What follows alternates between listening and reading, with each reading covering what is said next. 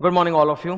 आज का ये जो क्लास है, जो सेशन है हम लोगों का, ये मोर प्रैक्टिस के ऊपर है। मोर प्रैक्टिस का मतलब क्या है? सैलरीज हेड हम लोगों ने पूरा कंप्लीट कर लिया, अब सैलरीज के ऊपर और ज़्यादा हम लोग को प्रैक्टिस करने की ज़रूरत है। जो न्यूमेरिकल सम्स है, तो वो प्रैक्टिस क्वेश्चंस मैं आपके साथ डिस्कस करने जा रहा हूँ।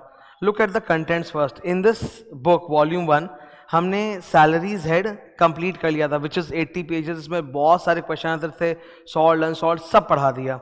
अब हम लोग P1 कर रहे हैं। P1 क्या है? Salaries more practice. इसके अंदर ये 14 पेज का है, इसके अंदर 11 फुल्ली सॉल्व्ड न्यूमेरिकल्स हैं। ठीक है, जो सैलरी कंपटीशन के सम्स होते हैं ना, पूरे फुल सॉल्व 11 हैं। सॉल्व होने के बावजूद भी मैं एक बार आप लोग के साथ डिस्कशन कर रहा हूँ, इस बहाने से थोड़ा एक्स्ट्रा रिवीजन हो जाएगा और कोई डाउट भी तुमको नहीं होगा, क्योंकि मैं अभी सामने सामने डिस्कस कर दूंगा। ओके, यही अभी आज हम लोग करने जा रहे हैं। I want to tell you one thing. कभी भी आप ये लॉन्ग सम्स वाले चैप्टर में आओ, जैसे ये अपना ये चैप्टर देख लो, ये सारा न्यूमेरिकल्स है।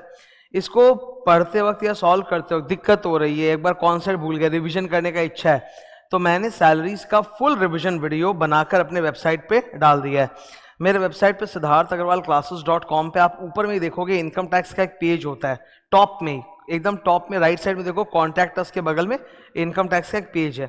तो उसी के अंदर ये वीडियोस डाले हुए रहते हैं, फुल रिवीजन वाले जो वीडियोस होते हैं। जैसे देखो आप, ये full salary revision with topic wise timeline. Salaries के अंदर जितने भी टॉपिक है, जो जो मैंने रिवीजन में कब कब किस मिनट किस सेकंड पे डिस्कस किया है, वो पूरा टाइमलाइन के साथ बनाया हुआ है। तो तुम इमीडिएटली बीच में जाके उसको देख सकते हो, तुमको 1.5 घंटा भी पूरा नहीं देखना पड़ेगा। तो whenever you feel that you need to revise it, तुम तुरंत आके यहाँ पे एक बार रिवाइज कर सकते हो। बहुत जबरदस्त रिवीजन है। ऐसा रिवीजन का वीडियो तुमको मिलेगा नहीं कहीं पे, क्योंकि ये एक बार में रिवाइज नहीं कराया गया। ये हर क्लास के बाद अलग अलग 10-10, 15-15 मिनट के जो रिवीजन हुए, उसको पूरा जोड़ के फिर एक साथ बनाया। तो उसमें क्या होता है, जब 10-10 मिनट का रिवीजन होता है, वो भी क्लास की इमीडिएटली बाद, तो knowledge is very fresh and nascent. एक एक चीज पूरा एनर्जी के साथ पूरा डिस्कस किया हुआ रहता है।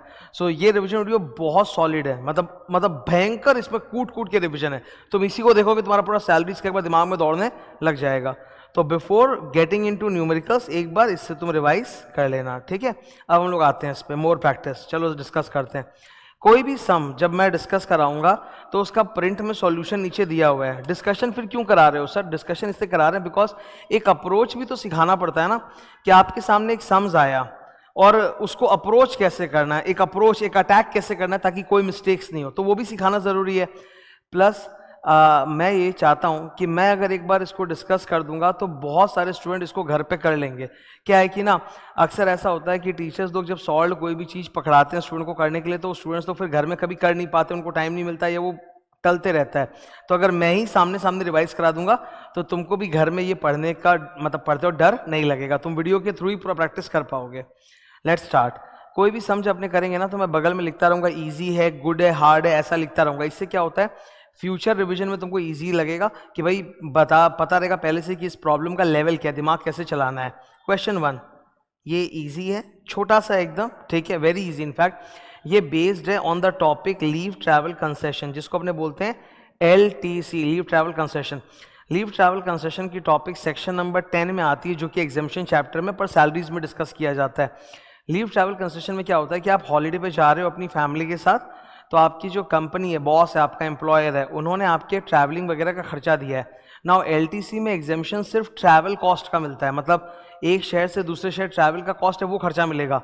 बाद बाकी आप घूमते वक्त होटल में रुकोगे, वहाँ पे गाड़ी बुक करके घूमोगे, खाने पीने का खर्चा, वो सब अगर आपकी कंपनी दे भी रही है, तो वो फुल्ली टैक्सेबल है, उसमें कोई एग्जाम्पशन नहीं है। केवल ट्रैवल का भाड़ा जो होता है ना, टू एंड फ्रो जर्नी, केवल वो एग्जाम्पशन है। ठीक है, 4 साल के ब्लॉक में आप 2 साल कोई भी 2 जर्नी में एग्जाम्पशन क्लेम कर सकते हो। 4 साल के ब्लॉक में कोई भी 2 जर्नी के लिए आप एग्जाम्पशन क्लेम कर सकते हो। यहाँ सर एग्जाम्पशन कितना मिलता है, डिपेंड करता है आपका मोड ऑफ ट्रांसपोर्ट क्या है। अगर आप एरोप्लेन से जा रहे हो तो इकोनॉमी क्लास की टिकट, रेलवे से जा रहे हो तो फर्स्ट क्लास AC की टिकट, बस से जा रहे हो तो डीलक्स बस वाली टिकट, एनी अदर मोड में फर्स्ट क्लास AC रेलवे जितना आप टिकट का जो अमाउंट होता है उतना आपको एग्जाम्पशन मिलेगा। इस LTC के अंदर फैमिली का मतलब क्या होता है? फैमिली का definition here is given in section number 10 का 5। Family means spouse and children, बीवी बच्चे या हस्बैंड एंड बच्चे, वो डिपेंडेंट हो या नहीं उससे फर्क नहीं पड़ता, वो फैमिली है। लेकिन माता पिता, भाई बहन, वो अगर आपके ऊपर होली एंड मेनली डिपेंडेंट है, तभी वो फैमिली में आएगा, वरना फैमिली में नहीं आएगा।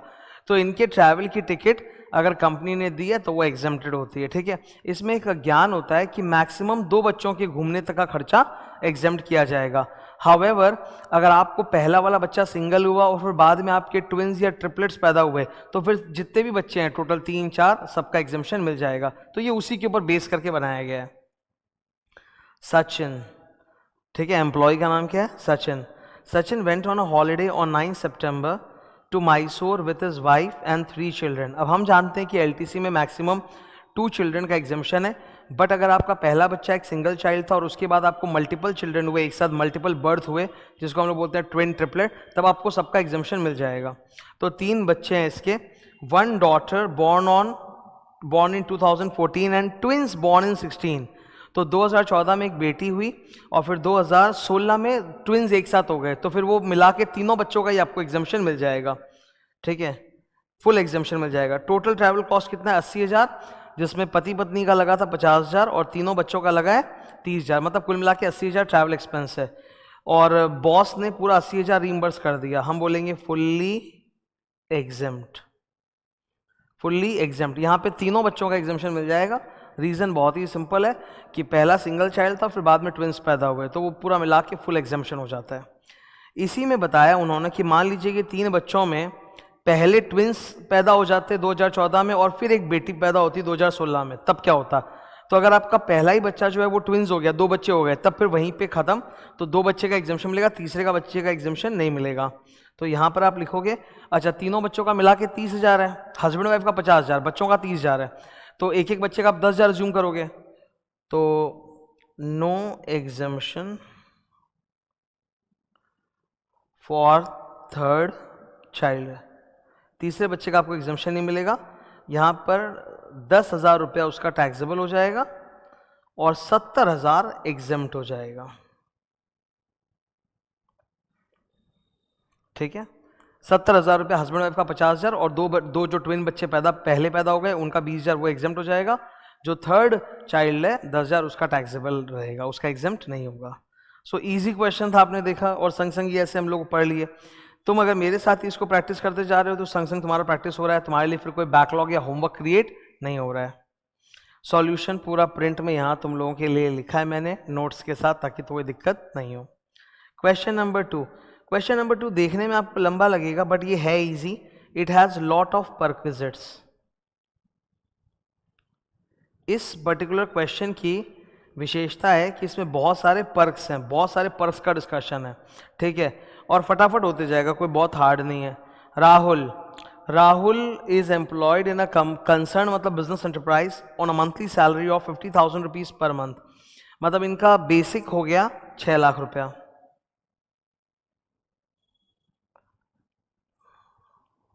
ठीक है।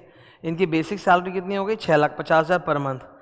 Entertainment allowance and commission of 1,000 per month each. इनको एंटरटेनमेंट अलाउंस भी मिलता है, entertainment allowance 1,000 rupees per month each है, तो 12,000 रुपये। इनको कमीशन भी मिलता है 1,000 रुपीज पर मंथ ईच, तो वो भी 12,000 रुपये। 2 बातें, first of all entertainment allowance जो होता है वो केवल वो उसमें एग्जेम्पशन तो होता नहीं है, पर उसमें गवर्नमेंट एम्प्लॉयज़ को डिडक्शन मिलता है अप टू 5,000 रुपीज़ और 20% ऑफ बेसिक और amount received whichever is lower. तो गवर्नमेंट एम्प्लॉय को डिडक्शन मिलता है। Rahul is not a government employee, तो इन्हें एंटरटेनमेंट अलाउंस का कोई डिडक्शन नहीं मिलेगा, फुल्ली टैक्सेबल 12,000 रुपये, पहली बात। दूसरी बात है आपकी कमीशन, हमें बोला हुआ है 12,000 रुपये, 1,000 रुपये per month. This is not commission based on fixed percentage of turnover achieved by the employee, this is a fixed commission. तो यहाँ कोई कमीशन परसेंटेज ऑफ टर्नओवर में नहीं है। तो जो नॉर्मली सैलरी के फॉर्मूलाज होते हैं ना अपने मतलब इनकम टैक्स में, जगह जगह एग्जेम्पशन में सैलरी का मतलब होता है BD1C, तो वहाँ ये C काउंट नहीं होगा। इस पूरे क्वेश्चन में केवल ये 3 मॉनिटरी पेमेंट्स है, बेसिक अलाउंसेस और ये अपना कमीशन, ये खाली मॉनिटरी पेमेंट है। इसके अलावा बाकी जो भी 1 2 3 4 करके चालू हुआ है, all of that is perquisite, तो बाकी सारा परक्विजिट है, ठीक है। पहला, कंपनी ने इनको रेंट फ्री एकोमोडेशन दिया रहने के लिए दिल्ली में। दिल्ली जैसे महानगर की आबादी 25 लाख से तो ज़्यादा ही है एज पर 2001 सेंसस, तो सॉरी, तो दिल्ली में RFA अगर रेंट फ्री एकोमोडेशन मिल रहा है तो आप वहाँ पे लोगे perquisite value 15% of salary, 15% of salary. Rent free accommodation के परक्विजिट में सैलरी का मतलब होता है BABCDM, basic allowances, bonus, commission, dearness allowance, monetary payment. तो इसमें अलाउंसेस और मॉनेटरी पेमेंट सारे आ जाते हैं। इस क्वेश्चन में ऊपर लिखे हुए वो 3 आइटम जो रेड कलर में मैंने लिखे हैं, उसके अलावा कोई अलाउंसेस परक्विजिट कोई और अलाउंसेस या मॉनेटरी पेमेंट इस क्वेश्चन में है ही नहीं। तो आपको सीधा क्या करना है, 15% ऑफ दैट अमाउंट। ये टोटल अमाउंट कितना है सर, 6,24,000, तो इसी का लेना है 15%, 6,24,000। तो 15% ऑफ 6,24,000 इट कम्स टू 93,600। वो मेरा पहले से सॉल्व किया हुआ, इससे मुझे पता है। इसके अलावा इनके घर पे ना एकोमोडेशन के अलावा फर्नीचर भी रखा गया था। Furniture costing 2,40,000 was provided for use on 1/8/2021। तो फर्नीचर का कॉस्ट का वो जो परक्विजिट वैल्यू वो भी आएगा। अगर फर्नीचर मतलब क्या बोलते हैं कंपनी ओन करती है, बिकॉज यहाँ तो बोला नहीं कि फर्नीचर रेंट पे, तो कंपनी ने फर्नीचर खरीदा ही है, तो perquisite value will be 10% of cost into number of months of usage. तो फर्नीचर का परक्विजिट वैल्यू आएगा 2,40,000 इंटू 10% इंटू कब रखवाया घर में, 1 अगस्त को, है ना। तो अप्रैल मई जून जुलाई 4 महीने नहीं था, 8 ही महीने यूज हुआ, तो इंटू 8/12 दैट कम्स टू 16,000। तो फर्नीचर यूज करने का परक्विजिट वैल्यू है 16,000 और घर का है 93,600। नेक्स्ट, इन्होंने कंपनी से एक लोन भी लिया है 5 लाख रुपए का। कंपनी अगर अपने एम्प्लॉय को लोन दे रही है तो लोन परक्विजिट नहीं होता, पर लोन पे जो इंटरेस्ट सेविंग्स होता है वो परक्विजिट है। अब कंपनी ने इनको लोन दिया एट अ रेट ऑफ 6.75%, जबकि SBI का रेट है 12.75%। तो अगर ये एम्प्लॉय बाहर जाके लोन लेता तो 12.75% इंटरेस्ट, पर कंपनी से ही लोन लिया तो कंपनी ने उसको सस्ता रेट ऑफ इंटरेस्ट दिया 6.75%।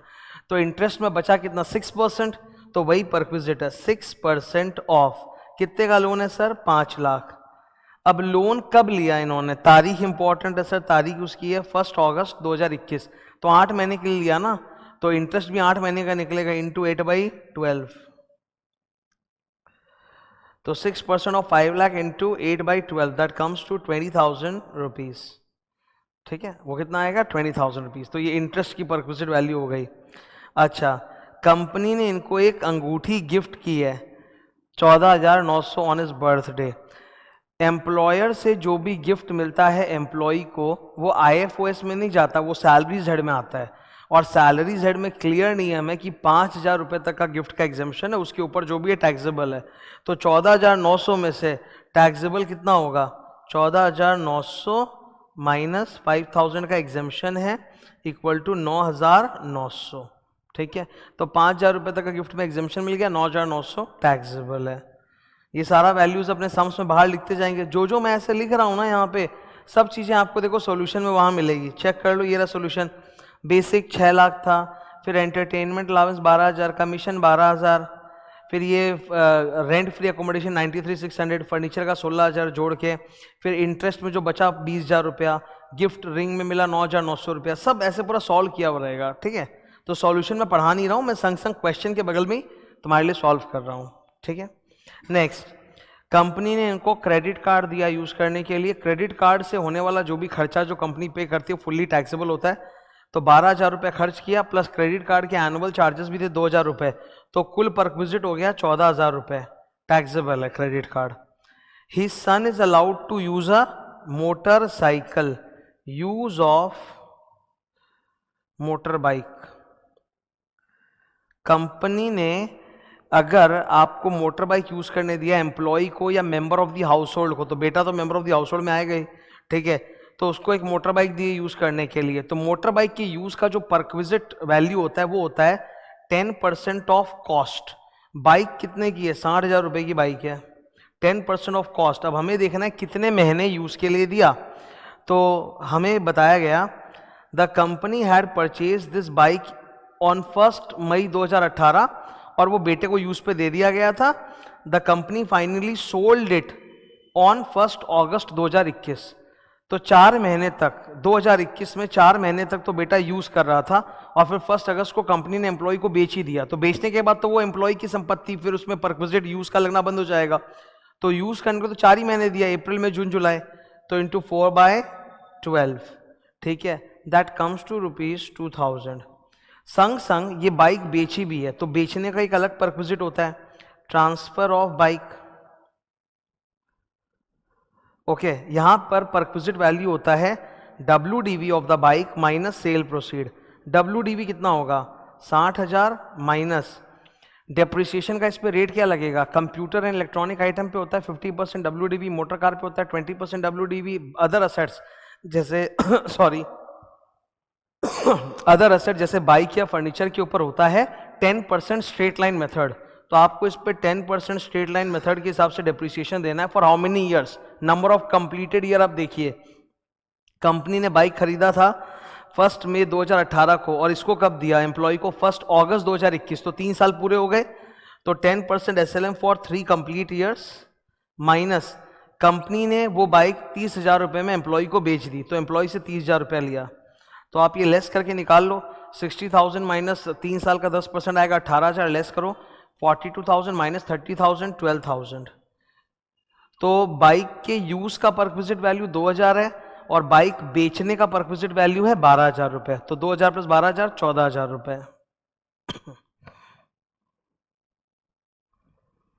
ठीक है, ये पूरा बाइक वाला जो कैलकुलेशन है ये मैंने नोट में डिस्कस कर दिया, ये रहा तुम्हारे सामने नोट 1। ओके, यूज फिर डेप्रिसिएशन वाले का लेस करके 12,000, तो कुल परक्विजिट वैल्यू आती है 14,000 बाइक की, यूज 2,000, ट्रांसफर का 12,000।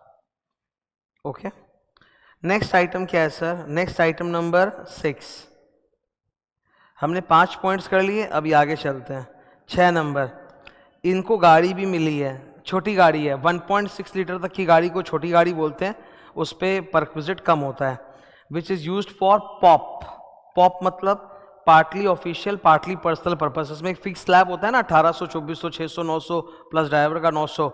तो कंपनी ने गाड़ी दी है बट गाड़ी के जो खर्चे हैं ना वो एम्प्लॉय दे रहा है, ठीक है, गाड़ी के खर्चे कौन दे रहा है, एम्प्लॉय। तो इससे पता चलता है ये पॉप वाला केस है, owner of the car is employer but the खर्चास आर पेड बाय एम्प्लॉय। ऐसे केस में जो फिगर होता है परक्विजिट का वो होता है 600 या 900, क्योंकि ये 1.6 लीटर के अंदर की गाड़ी है तो कम होगा, 600 पर मंथ। तो इसका परक्विजिट वैल्यू होगा 600 रुपया पर मंथ इंटू 12, 7200। ठीक है, सो गाड़ी का परक्विजिट 7,200। कंपनी ने इनके टेलीफोन बिल पे किए जो इनके घर पे हैं, टेलीफोन परक्विजिट एग्जेम्प्ट होता है। ऑफिस ड्यूटी पे इनको बाहर भेजा और होटल में रखा था, तो ऑफिस ड्यूटी के लिए अगर भेजा है तो वो एग्जेम्प्ट परक्विजिट है, उसका कोई परक्विजिट वैल्यू 0 होगा, नील। बॉस ने लंच प्रोवाइड किया ड्यूरिंग ऑफिस आवर। अब आप जानते हैं ऑफिस आवर में अगर मील प्रोवाइड हो रहा है खाने के लिए तो 50 रुपये पर मील तक एग्जेम्प्टेड होता है। बॉस का साल का कॉस्ट है 12,000 और नंबर ऑफ वर्किंग डेज है 300, तो पर मील कॉस्ट कितना था, 12,000 रुपये डिवाइडेड बाई 300 डेज की, अज्यूमिंग कि एक बार ही मील करता था, तो 40 रुपया पर मील का खर्चा आया, which is less than equal to ₹50 per मील, तो ये भी एग्जेम्प्ट है। राहुल को इलेक्ट्रिसिटी घर में प्रोवाइड की गई थी। राहुल की सैलरी तो काफ़ी ज़्यादा है, 6 लाख रुपए तो basic salary. Rahul is a specified employee, तो गैस, इलेक्ट्रिसिटी, वाटर, सर्वेंट का खर्चा फुल्ली टैक्सेबल होता है in the hands of specified employee. तो इलेक्ट्रिसिटी का जो कॉस्ट है वो फुल्ली टैक्सेबल 10,000 रुपया। ओके, लास्ट राहुल ने पी टैक्स पे किया 2,000 रुपया, उसको डिडक्शन मिल जाएगा लास्ट में जब हम ग्रॉस सैलरी निकालेंगे, उससे स्टैंडर्ड डिडक्शन 50,000। एंटरटेनमेंट अलाउंस का कोई डिडक्शन नहीं because he is not a government employee. Professional tax paid का डिडक्शन है 2,000। ये रहा 7,200, ये गाड़ी का परक्विजिट था, फिर नील 10,000 रुपये इलेक्ट्रिसिटी का खर्चा, ग्रॉस सैलरी 8,08,700, उसमें से स्टैंडर्ड डिडक्शन 50,000, 2,000 का P tax, net taxable salary 7,56,700।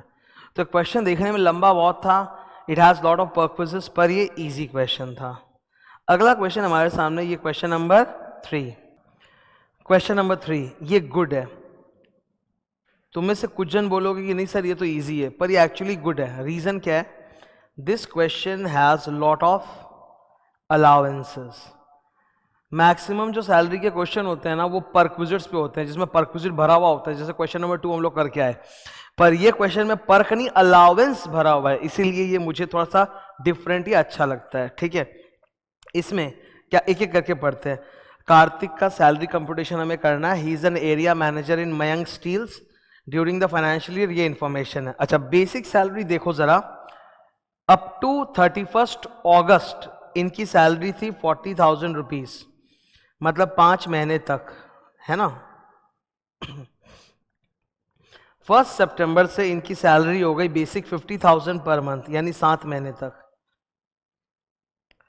3.5 lakh.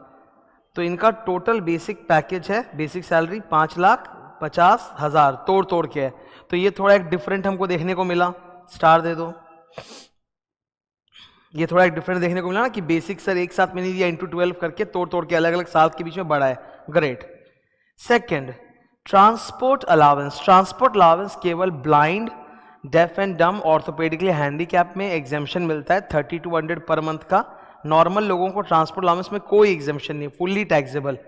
तो 2,000 रुपये पर मंथ बोला है हमें ट्रांसपोर्ट अलावेंस, तो यानी कि टैक्सेबल कितना होगा 24,000, ऊपर बेसिक 5,50,000। मेरी हैबिट होती है कि मैं इस तरह से लिख देता हूँ, राइट साइड में लेफ्ट साइड में फिगर्स, इससे क्या है कि नीचे मुझे धड़ाधड़ इजीली सॉल्व करने में आसानी हो।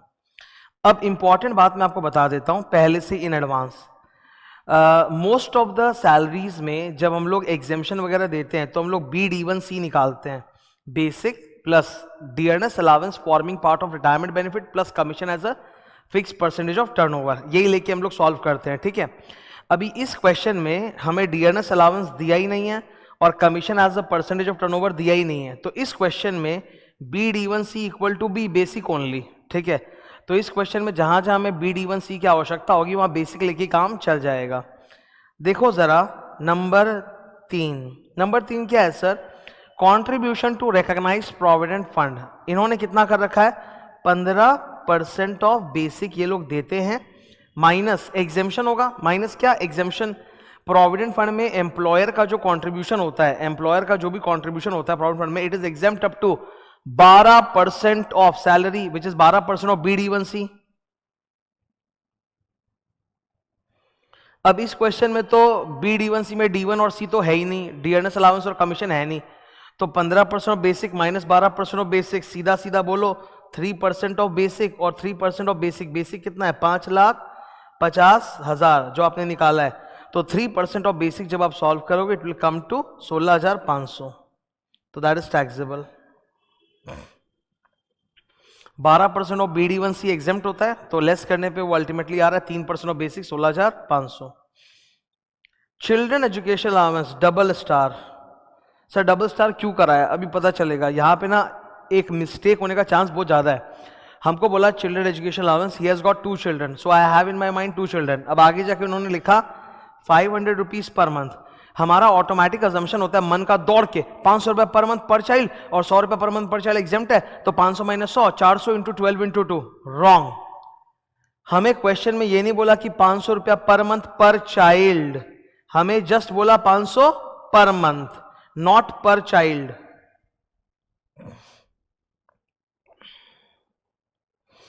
नॉट पर चाइल्ड, 500 पर मंथ। तो बॉस आपको 500 देता है, आपके बच्चे जितने उससे उसको मतलब नहीं है, तो आपको देता कितना है बॉस 500 रुपया पर मंथ इंटू 12। ठीक है, बॉस गिव्स यू टोटल दोनों बच्चों का मिला के, वो अलग से एक एक बच्चे का नहीं देता। तो बॉस आपको देता है 500 रुपया पर मंथ इंटू 12 यानी 6,000 रुपया। अब आपके 2 बच्चे हैं तो आप एग्जेम्पशन लोगे कितना 100 रुपया पर मंथ पर चाइल्ड। ठीक है, 100 रुपया पर मंथ पर चाइल्ड 2 बच्चों का, तो 6,000 minus 2400।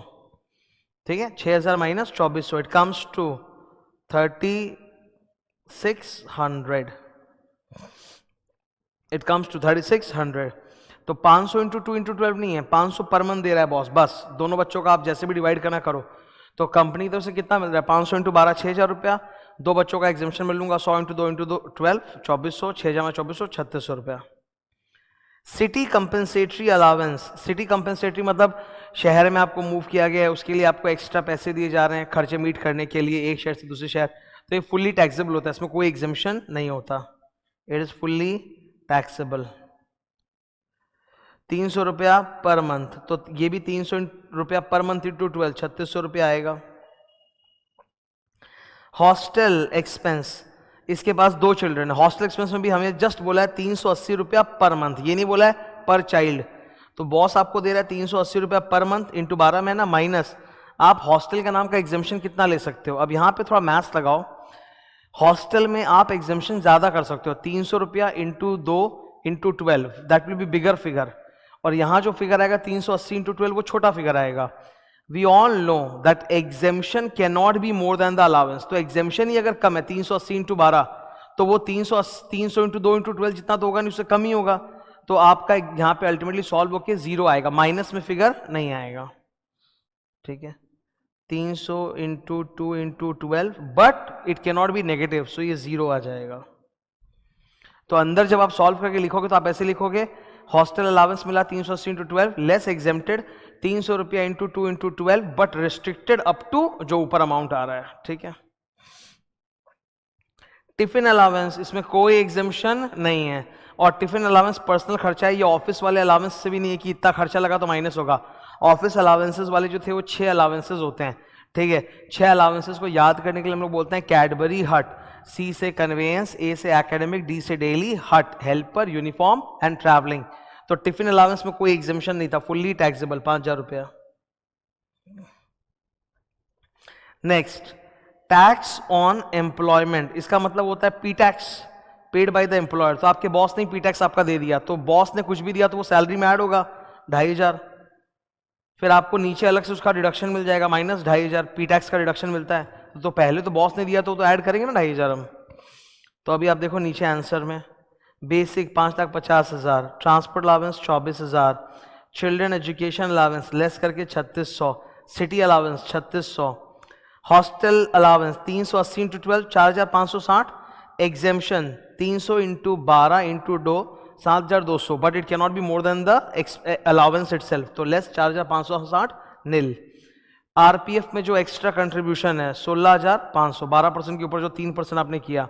Tiffin allowance 5,000, tax paid by the P tax paid by the employer 2,500 add, gross salary less standard deduction less P tax 2,500 taxable salary. Okay, so ये था अलाउंसेस का सम, अच्छा सम्स था, ठीक है। ऊपर मूव करते हैं, नेक्स्ट सम क्वेश्चन नंबर 4, ये फिर से ना पर्क्स के ऊपर है, इसमें बहुत सारे परक्विजिट्स आपको मिलेंगे, पर ओवरऑल ये इजी है, इसका फ्लेवर ओवरऑल इजी है, ठीक है। Arjun is employed as a production manager in Bright Limited and the following information is given to us. इनकी बेसिक सैलरी 2 बार अलग अलग करके, तो स्टार दे दो। अप टू 31 अक्टूबर 50,000 रुपया था, मतलब साल में 7 महीने तक 50,000, फिर नवंबर में इनकी सैलरी 60,000 हो गई, तो लास्ट 5 मंथ में इनकी सैलरी ज्यादा थी। मल्टीप्लाई करो, सॉल्व करो, 6.5 lakh that is basic salary. Salary महीने की आखिरी तारीख को पे होती, तो नहीं भी बोलते तो वही मानते, ठीक है। अब यहाँ पे भी आपको मैं एक बात बता देता हूँ, मोस्ट ऑफ द कैलकुलेशंस में हमें चाहिए होता है BD1C, लेकिन इस क्वेश्चन में D1 है ही नहीं, इस क्वेश्चन में D1 है ही नहीं, सीधा D2 है। बोला डियरनेस अलाउंस है but it does not form part of retirement benefit, तो D1 है ही नहीं। Commission as a fix % of turnover, वो भी नहीं है इस क्वेश्चन में। तो इस क्वेश्चन में BD1C इक्वल टू B है, तो इसलिए नोट बनाने के बदले ओरली भी सॉल्व हो जाएगा, बेसिक ही है, तो BD1C equal to basic only in this question. Second हमें बोला डियरनेस अलाउंस इनका है 40% ऑफ बेसिक सैलरी, बोल दिया assume DA does not form part of salary, तो सारा का सारा D2 है, ठीक है, सारा का सारा D2 है। तो D2 टैक्सेबल तो है ही, वो भी तो बाहर लिखेंगे ना हम लोग। 6.5 लाख, 6.5 लाख का 40% 2,60,000, तो टैक्सेबल तो है ही, चाहे D1 हो चाहे D2 हो। Bonus equal to, third point बहुत अच्छा है, bonus equal to 1 month salary, but you have to tell me कि सर 1 मंथ सैलरी में क्या क्या आएगा, बेसिक आएगा कि बेसिक प्लस डी आएगा कि क्या, तो उन्होंने बता दिया। बोला bonus was paid in October 2021 on basic salary plus DA applicable for that month, मतलब अक्टूबर का ही जो बेसिक और DA होता है वही लिया जाएगा। तो बोनस इनका आएगा कितना, बोनस अक्टूबर का बेसिक कितना है, अक्टूबर में इनकी सैलरी 50,000 पर मंथ थी, नवंबर से बढ़ी है, तो अक्टूबर में तो 50,000 पर मंथ ही बेसिक है इनका, 50,000 plus DNS allowance 40% of basic, तो 40% ऑफ 50,000,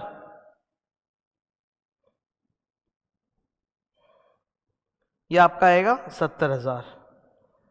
तो बोनस आपने कैलकुलेट कर लिया 70,000 रुपए, ठीक है। Contribution to recognise provident fund 16% of basic salary. As I told you, provident fund में जो कॉन्ट्रीब्यूशन होता है बॉस का, वो 12% ऑफ BD1C एग्जेम्प्ट होता है। तो इस क्वेश्चन में तो BD1C बेसिक ही है, तो 12% ऑफ बेसिक तक एग्जेम्प्ट है। बॉस ने डाला कितना, 16% ऑफ बेसिक, तो टैक्सेबल कितना होगा, 4% ऑफ बेसिक। तो सॉल्व कर लो, 4% ऑफ बेसिक कितना, 6.5 लाख, 4% ऑफ 6.5 लाख आप सॉल्व करोगे, इट विल कम टू 26,000। तो टैक्सेबल कितना, 4% of 6.5 lakh, 26,000। Next, P tax total 3,000 रुपए हैं, तो इनको 3,000 रुपए का डिडक्शन मिल जाएगा। स्टैंडर्ड डिडक्शन जब 50,000 नीचे मिलता है सम्स, तब 3,000 का पी टैक्स का डिडक्शन मिलेगा। 3,000 में से 2,000 बॉस ने दिए हैं, तो वो तो सैलरी में ऐड होगा, बॉस तो आपके लिए कुछ भी करेगा तो it will be added to your salary. तो 2,000 पहले आप सैलरी में ऐड करवाओ,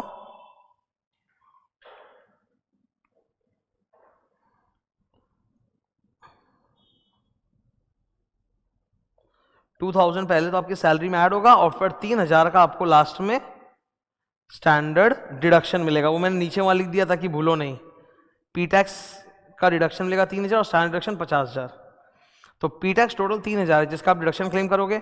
आपके बॉस ने 2,000 का पी टैक्स आपके लिए दिया था, that is a benefit for you, you add it to the salary computation. फिर 6 नंबर, लैपटॉप और कंप्यूटर घर पे मिला है personal and official use both के लिए, उसकी कीमतें दी हुई है, तारीख दी हुई है। लैपटॉप या कंप्यूटर का यूज इज एग्जेम्प्टेड परक्विजिट, तो नील, उसकी वैल्यू 0। ओके। 7 नंबर स्टार है, डबल स्टार है, गाड़ी मिली है पॉप पर्पस के लिए, पॉप मतलब पार्टली ऑफिशियल पार्टली पर्सनल। गाड़ी कंपनी की है, खर्चे भी कंपनी दे रहा है। आपको पता होगा जब पॉप पर्पस के लिए गाड़ी मिलती है, गाड़ी का ओनरशिप कंपनी का, खर्चा भी कंपनी का, उस केस में 1,800 रुपया या 2,400 रुपया पर मंथ चार्जेस होते हैं, ड्राइवर के 900 अलग, ठीक है। ये गाड़ी का क्यूबिक कैपेसिटी 1.6 लीटर से ज़्यादा है, तो 2,400 रुपया पर मंथ होना चाहिए। कितना होना चाहिए, 2,400 रुपया पर मंथ। हमें क्वेश्चन में बोला कि गाड़ी सेल्फ ड्राइव करता है, ड्राइवर नहीं, तो 900 जोड़ने की जरूरत नहीं है। 1,800 या 2,400 में हायर फिगर 2,400 पर मंथ। लेकिन एक पंगा है इस क्वेश्चन में, गाड़ी आपको 1 नवंबर को मिली है, गाड़ी पूरे साल भर नहीं मिली है, सिर्फ 1 नवंबर से लेके 31 मार्च मिली है। तो गाड़ी आपको कितने दिन के लिए मिली है, 5 मंथ्स के लिए। तो परक्विजिट भी तो 5 मंथ्स का ही होगा। परक्विजिट में नियम है ना, जब फैसिलिटी मिलती है उतने पीरियड का ही टैक्सेबल होता है। तो गाड़ी आपको 5 महीने के लिए मिली है, तो 2,400 रुपया पर मंथ इंटू 5 मंथ्स ही होगा, वो 12,000, ठीक है। ये इसमें खास था 5 मंथ्स, नहीं तो एक आदत के अनुसार इंटू 12 कर देंगे फटाक से, गलत हो जाएगा। LTC लीव ट्रैवल कंसेशन, इन ये घूमने गए थे साल में खुद अपनी वाइफ के साथ, 3 बच्चे, पहला बच्चा बेटी है एक 7 साल की, और फिर 2 ट्विंस पैदा हुए 3 साल के। तो पहला बच्चा सिंगल है और फिर 2 ट्विन होते हैं, तो मिला के फुल एग्जेम्प्ट हो जाता है LTC के केस में। एयर टिकट इकोनॉमी क्लास तक एग्जेम्पशन मिलता है, जिसका खर्चा टोटल आया है 30,000 प्लस 45,000, मतलब 75,000, फुल्ली एग्जेम्प्ट, फुल्ली एग्जेम्प्ट नील, क्योंकि पहले एक सिंगल चाइल्ड है फिर ट्विंस है। तो सिंगल बर्थ के बाद मल्टीपल बर्थ जब होते हैं तो पूरे के पूरे जितने भी आपके बच्चे हैं सबका एग्जाम्पशन हो जाता है। तो LTC पूरा एग्जाम्प्ट है, ठीक है। अब ऊपर आपने सारा सॉल्व कर ही लिया है, ये रहा फिगर्स, अब नीचे इनको पुट करो आप। 6.5 लाख बेसिक, डीएनएस अलाउंस 2,60,000, फिर आपका 70,000 का बोनस था, फिर प्रोविडेंट फंड में जो 4% एक्स्ट्रा डाला 26,000, पी टैक्स बॉस ने 2,000 दिया आपके लिए, लैपटॉप कंप्यूटर नील, मोटर कार यूज 5 महीने के लिए 2,400 रुपये पर महीने तो 5, 12,000, LTC पूरा नील, ग्रॉस सैलरी 10,20,000, 2 रिडक्शन होंगे, स्टैंडर्ड डिडक्शन 50,000 और पी टैक्स टोटल 3,000 था, तो 3,000 का रिडक्शन, ये आ गया आपका टैक्सेबल सैलरी। ओके, ये स्टाइल देख रहे हो सॉल्व करने का, इट बिकम सो इजी ना, कि पहले क्वेश्चन में सब मार्क मूव कर लिए, फिर तो नीचे एकदम फटाफट हो जाता है। अगला क्वेश्चन ना बहुत अच्छा है, ये यूनिक है, इसको मैं गुड लिखूंगा, मतलब है तो आसान पर क्या है ना, ये गवर्नमेंट एम्प्लॉय के ऊपर है। अक्सर जितने भी क्वेश्चंस हमारे आंखों के सामने आते हैं सब नॉर्मल एम्प्लॉयज के होते हैं, ये गवर्नमेंट एम्प्लॉय का, तो उसमें एग्जाम्शन वगैरह ज्यादा है, डिडक्शन ज्यादा है। गवर्नमेंट एम्प्लॉय को तो आप 3 डिडक्शंस दोगे ना ग्रॉस सैलरी से। 3 डिडक्शंस में क्या क्या आएगा, एक तो आएगा 50,000 का स्टैंडर्ड डिडक्शन, एक आप इनको एंटरटेनमेंट अलावेंस का डिडक्शन दोगे, है ना,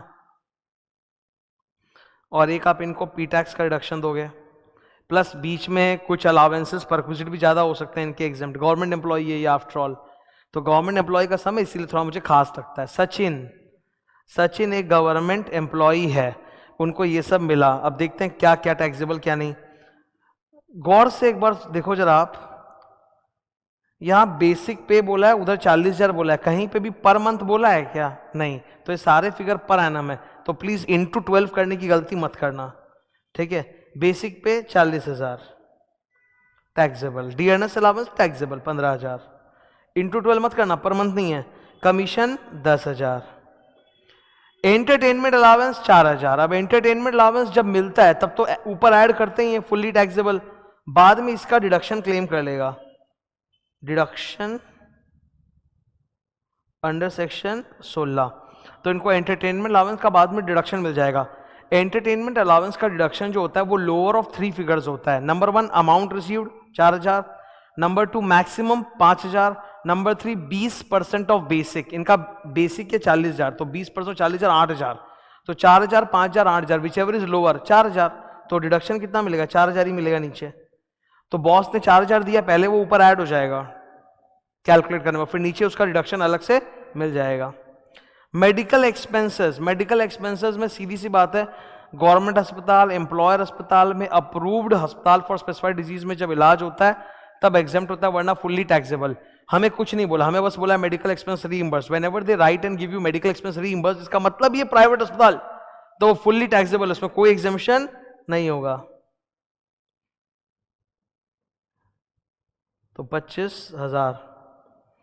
प्रोफेशनल टैक्स 2,000 इनके बॉस ने पे किया है, इनके बॉस ने 2,000 दिया, तो बॉस अगर कुछ भी आपके लिए दे रहा है तो वो बेनिफिट है, 2,000 ऊपर ऐड होगा, और फिर आपको डिडक्शन मिल जाएगा, पी टैक्स का तो डिडक्शन मिलेगा ही, तो डिडक्शन जो मिलता है वो टोटल पी टैक्स का मिलता है। टोटल पी टैक्स इनका 3,000 है, बॉस ने अपनी तरफ से 2,000 दिए थे, तो 2,000 सैलरी में ऊपर ऐड होंगे और 3,000 का पी टैक्स का डिडक्शन मिलेगा। Both Sachin and employer contributes towards SPF, statutory provident fund. Statutory provident fund में सब चीज एग्जेम्प्ट होता है, फुल्ली एग्जेम्प्ट होता है, यहां कोई 12% 9.5% की लिमिट भी नहीं होती, फुल्ली एग्जेम्प्ट, ठीक है, तो वो नील। अब सॉल्व करते हैं, वो आपने फिगर्स बगल में लिखे हुए हैं, देखो बगल में कोने में 40 15 10 4 25 2 ऐड कीजिए, फिर उसमें 3 डिडक्शन दे दीजिए। ये देखो 40 15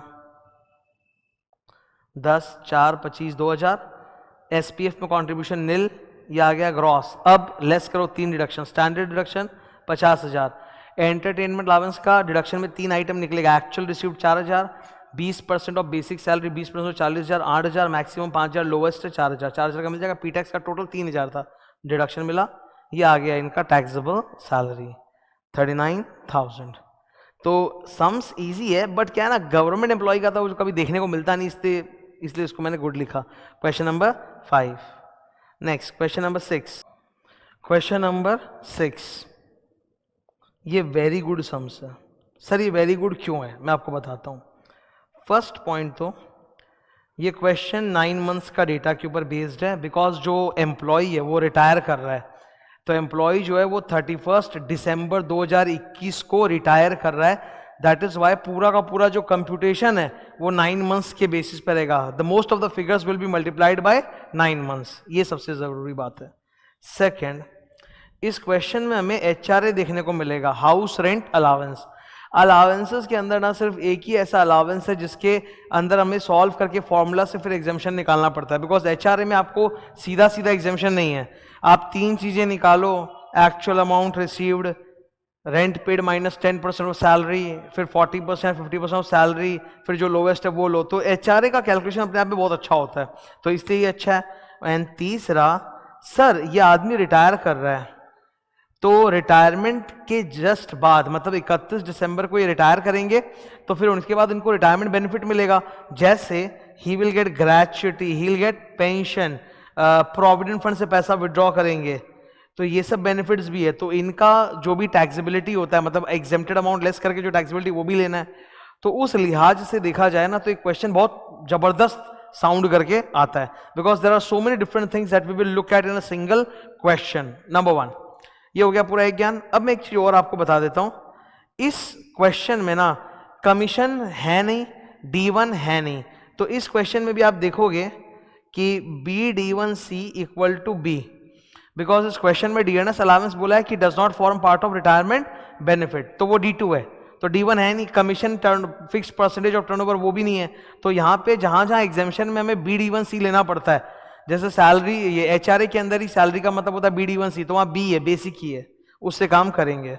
okay, compute income from salary of mister Kartik, ये कोटक कंपनी में काम करते थे नवंबर 1993 से, और रिटायर कब हो रहे हैं 31 दिसंबर 2021। नवंबर 1993 और फिर नवंबर 21, बल्कि ये तो दिसंबर 21 में रिटायर कर रहे हैं, तो मतलब कितना साल हो गया, 28 कंप्लीटेड ईयर्स। तो इनका पूरा 28 साल कंप्लीट हो गया। इनफैक्ट इट इज 28 साल 1 महीना। नवंबर 93 में ज्वाइन किया था और दिसंबर 21 में हट रहे हैं, तो 28 साल 1 महीना। कंप्लीटेड ईयर्स कितने, 28। ये हमें काम आएगा, बिकॉज जब हम ग्रेचुटी वगैरह लेते हैं तो हमें मल्टीप्लाई करना पड़ता है ना एग्जामिशन में, number of completed years of service, तो वहां काम आएगा 28 साल। ठीक है, रहते कहाँ हैं, दिल्ली में। अच्छा, जब आप HRA का एग्जामिशन कैलकुलेट करोगे हाउस रेंट अलाउंस का, तो वहां होता है ना 3 चीज, amount received, second rent paid minus 10% of salary, फिर थर्ड में होता है कि अगर वो बॉम्बे, दिल्ली, कैलकाटा, मद्रास में रहते हैं तो 50% ऑफ सैलरी, वरना 40%। तो ये तो दिल्ली में रहते हैं, तो 50% ऑफ सैलरी लेंगे HRA के एग्जामिशन में, ये बात याद रखनी है हमको। ठीक है, अब ये रिटायर कर रहे हैं 31 दिसंबर को, तो सारा कंप्यूटेशन 9 महीने के ऊपर है। ठीक है, basic salary 50,000 rupees per month into how many months, sir 9 महीना तक काम किया, 31 दिसंबर फिर हट रहे हैं, तो इंटू 9 मंथ्स करो ना, 4.5 लाख। गुड। डियरनेस अलाउंस 2,000 रुपया पर मंथ इंटू 9 मंथ्स। ठीक है, इंटू 9 मंथ्स, वो कितना आएगा, 2,000 इंटू 9, 18,000। हमें बोल दिया कि does not form part of salary, मतलब ये पूरा का पूरा क्या है, D2 है, D1 में कुछ भी नहीं है, मैंने तो पहले ही बता दिया था D2 है सम्स में। नेक्स्ट, सिटी कंपेंसेटरी अलाउंस, इसका कोई एग्जाम्पशन नहीं मिलता, 300 रुपये पर मंथ है। Entertainment allowance, he is not a government employee, तो इनको एंटरटेनमेंट अलाउंस का कोई डिडक्शन भी नहीं मिलेगा, एंटरटेनमेंट अलाउंस फुली टैक्सेबल ही है इनका भी। तो 300 रुपया पर मंथ, 400 रुपया पर month into how many months, 9 months, तो ये कितना आएगा सर, 300 इंटू 9 महीना 2700 रुपया, 2,700 प्लस 400 रुपया एंटरटेनमेंट अलाउंस का, तो 400 इंटू 9 महीना 3600, 3,600। ठीक है, ये हमने फर्स्ट ही सॉल्व कर ली। अब आया नंबर डी। नंबर डी क्या है sir, HRA। Okay, house rent allowance 4,000 रुपया पर मंथ इनका लगता है, 9 महीने का कैलकुलेशन है, प्लीज ये बात याद रहे, 4,000 रुपया into 9 months. Okay, Kartik resides in the house property owned by his HUF, तो खुद ओनर नहीं है, HUF के नाम से ओन करता है घर को, और ये HUF को रेंट देता है। ठीक है, 6,000, तो रेंट तो देता है ना, तो he is eligible for HRA exemption. तो आप सॉल्व करो यहाँ पे, HRA रिसीव्ड कितना, 4,000 रुपया इंटू 9 महीना 36,000 रुपया। रेंट पेड कितना है, 6,000 रुपया पर मंथ इंटू 9 महीना 54,000 माइनस 10% ऑफ सैलरी। सैलरी का मतलब होता है BD1C, पर यहाँ BD1C is equal to B only, तो 10% ऑफ बेसिक, 10% ऑफ 4,50,000, 45,000। ठीक है, तो 54,000 का रेंट दे रहे हैं माइनस 45,000, 9,000। ठीक है, और फिर 50% ऑफ सैलरी यानी 50% ऑफ बेसिक, 50% ऑफ 4.5 लाख, 2,25,000। तीनों में से सबसे छोटा फिगर जो है वो हमको लेना है, वो 9,000 होगा एग्जाम्पशन में। ठीक है, तो ये थोड़ा सा भयंकर कैलकुलेशन था, मैं नीचे दिखा देता हूं। HRA 4,000 rupees per month into 9 months, कितना, 36,000। ठीक है, 4,000 रुपया पर मंथ इंटू 9 महीना। Exemption is lowest of the 3 exemption. First point, amount actually received 4,000 into 9, 36,000। फिर सेकंड पॉइंट क्या, rent paid minus 10% of salary. Rent अपने HUF को कितना दे रहे हैं, 6,000 रुपया पर मंथ, 6,000 इंटू 9 महीना 54,000 माइनस 10% ऑफ सैलरी। सैलरी का मतलब होता है BD1C, पर इस क्वेश्चन में BD1C में खाली बेसिक ही है, तो 4.5 लाख का बेसिक था, 4.5 लाख का 10% कम्स टू 45,000, तो 54 minus 45 9,000। And then the third one, Delhi में रहता है तो 50% ऑफ बेसिक BD1C, तो बेसिक ही है 50% ऑफ 4.5 लाख 2,25,000। लोएस्ट क्या है 9,000, 9,000 लेस करो 27,000 इज द HRA। तो इनका HRA है 27,000, ठीक है। Next number E, he contributes 10,000 per month to RPF, recognise PF which is good. इसका बॉस भी सेम डालता है, the company also pays the same. तो एम्प्लॉयर कॉन्ट्रीब्यूशन में एग्जेम्पशन है ना, ठीक है। एग्जेम्पशन कितने का है 12% ऑफ सैलरी, 12% ऑफ BD1C, तो D1C है नहीं, फिर से 12% ऑफ बेसिक। तो डाला कितना गया है PF में, 9 महीना जॉब किया है, 10,000 पर मंथ, तो 10,000 पर मंथ के हिसाब से बॉस ने भी दिया है। Company has also paid same amount 10,000 per month into 9 months, minus exemption कितना है 12% ऑफ सैलरी, तो 12% ऑफ BD1C होता है, D1C है नहीं तो basic, 12% of basic, 12% of basic कितना है इनका 4,50,000 ऊपर, ठीक है। तो 4,50,000 का 12% और इधर 90,000 है, कैलकुलेशन देख लो जरा, ठीक है। 90,000 फिर 12% of 4,50,000 is 54,000, exempt less taxable 36,000, तो ऊपर 36,000 टैक्सेबल। ओके, ये सारे फिगर्स ऊपर से एकदम स्ट्रेट आप दिख जाएंगे, मैंने जो बगल में लिखा है एकदम सेम चलते जा रहे हैं हम लोग, ठीक है। इस सब में कैलकुलेशन ज़्यादा है थोड़ा। सबसे भयंकर है सर ये वाला, सबसे भयंकर है, ग्रेच्युटी है, पेंशन है, RPF से पैसा उठाया है, एक एक करके। He retired from the company on 31st December and received gratuity of 10 lakh. He is not covered by the Gratuity Act. Gratuity में exemption कितना होता है, तीन चीज निकालोगे, amount received 10 lakh, maximum exemption 20 lakh, फिर एक फॉर्मूला, नॉट कवर्ड वालों के लिए फॉर्मूला होता है half into average salary of 10 months into completed year. इनके सैलरी में कहीं कोई चेंज नहीं आया है। ग्रेच्युटी में जो फॉर्मूला लगता है ना, एक होता है कवर्ड बाय ग्रेच्युटी, एक होता है नॉट कवर्ड बाय। जो not covered bye gratuity act होता है वह इनकम टैक्स एक्ट लगता है, जिसके अनुसार half of average salary of 10 months, और सैलरी का मतलब BD1C, तो यहां तो D1C है नहीं, बेसिक ही है, तो बेसिक सैलरी इनका कितना था ऊपर, इनका बेसिक सैलरी है 50,000 रुपया पर मंथ, एवरेज भी यही है बिकॉज 10 महीने में सैलरी इंक्रीज का कोई डेटा दिया नहीं है, तो हाफ इंटू 50,000 रुपया पर मंथ, ठीक है। हाफ इंटू मंथली सैलरी होता है ना, एनुअल नहीं, monthly 50,000 into number of completed years कितने हैं इनके, यहां पे part thereof in excess of 6 months नहीं है because not covered by the gratuity act है, तो इंटू 28 साल, ठीक है। तो ग्रेच्युटी का एग्जेम्पशन निकल के आ जाएगा, नीचे देख लो अब, gratuity amount received 10 lakh, half into 50,000 into 28 7 lakh, maximum 20 lakh होता है, सबसे लोएस्ट है 7 लाख, तो 10 लाख में से 7 लाख माइनस करो, टैक्सेबल है 3 लाख। 10 लाख की ग्रेच्युटी मिली, उसमें से 7 लाख एग्जेम्प्ट है, 3 लाख टैक्सेबल। पेंशन भी इनको मिला है, ठीक है। इनका पेंशन है 25,000 रुपये पर मंथ। 31 दिसंबर को ये रिटायर हुए, 3 महीना बचा है, जनवरी फरवरी मार्च, तो इन्होंने क्या किया, इनका पेंशन था 25,000 रुपये पर मंथ, मतलब he was suppose to get, दिसंबर में रिटायर हुआ है तो जनवरी में 25, फरवरी में 25, मार्च में 25, ये होना चाहिए था, but he commuted half of his pension on 1 फरवरी। 1 फरवरी को ही आधा पेंशन कम्यूट करवा लिया, तो जनवरी में तो इनको पेंशन पूरा मिला होगा 25,000 रुपए का, अब 1 फरवरी को आपने आधा कम्यूट करा लिया, तो अब तो आपको आधा ही मिलेगा ना, 12,500, तो फरवरी में 12,500, मार्च में 12,500, तो अनकम्यूटेड पेंशन इनका कितना होगा, जनवरी में 25,000, फिर 1 फरवरी को आधा कम्यूट करा लिया, कम्यूट मतलब इंटरचेंज इनटू लमसम अमाउंट, तो आधा मंथली मिलेगा, 12,500 फरवरी, 12,500 मार्च, तो 25,000, 12,500, 12,500 विच कम्स टू 50,000, तो इनका अनकम्यूटेड पेंशन कितना है 50,000 which is fully taxable. Uncommuted pension जनवरी का 25,000, फरवरी और मार्च का 12,500, बिकॉज 1 फरवरी को आधा इन्होंने लमसम में कन्वर्ट करा लिया, तो 50,000 रुपया UCP which is fully taxable. अब कम्यूटेड पेंशन कितना, कम्यूटेड पेंशन इन्होंने आधा कम्यूट करा के इनको 6 लाख मिला है। मैंने पेंशन के लिए हमेशा 2 टिप्स सिखाई थी, 2 टिप्स। नंबर 1, जब भी आपको ये लोग कम्यूटेड पेंशन का फिगर दें, आप इससे फुल कम्यूटेड पेंशन का वैल्यू निकाल लो, क्योंकि जो एग्जेम्पशन मिलेगा वो हाफ या 1/3 ऑफ फुल कम्यूटेड पेंशन है, हाफ या 1/3 ऑफ 6 लाख नहीं।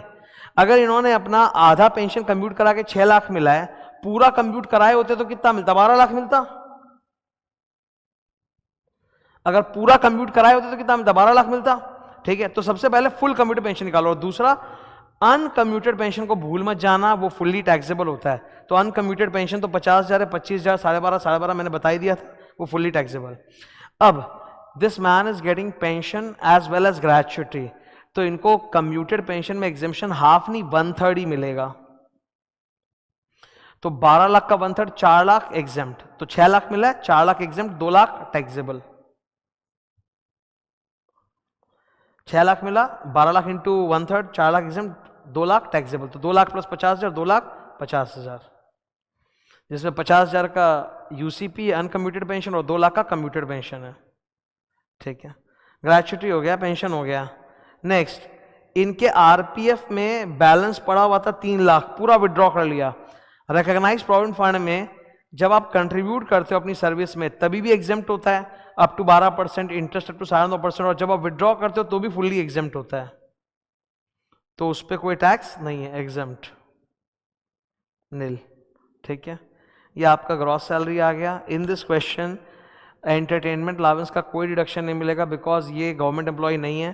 पी टैक्स का कोई ज्ञान दिया नहीं तो वो भी नहीं है, तो सिर्फ स्टैंडर्ड डिडक्शन है 50,000, this is your taxable salary. ठीक है, तो ये काफ़ी अच्छा सम था, because in a single sum HRA का कैलकुलेशन भी था, 9 मंथ्स कैलकुलेशन होने की वजह से गड़बड़ होने के चांसेस भी हैं, और रिटायरमेंट बेनिफिट भी बहुत सारे थे, तो इट्स अ गुड क्वेश्चन। ठीक है, next question number 7। Good morning all of you. Start करते हैं क्वेश्चन नंबर 7 से। क्वेश्चन नंबर 6 तक हम लोगों ने डिस्कस कर लिया है, अब क्वेश्चन नंबर 7 में डिस्कस करने जा रहा हूँ। ये महा इजी है, लिख दो वेरी इजी।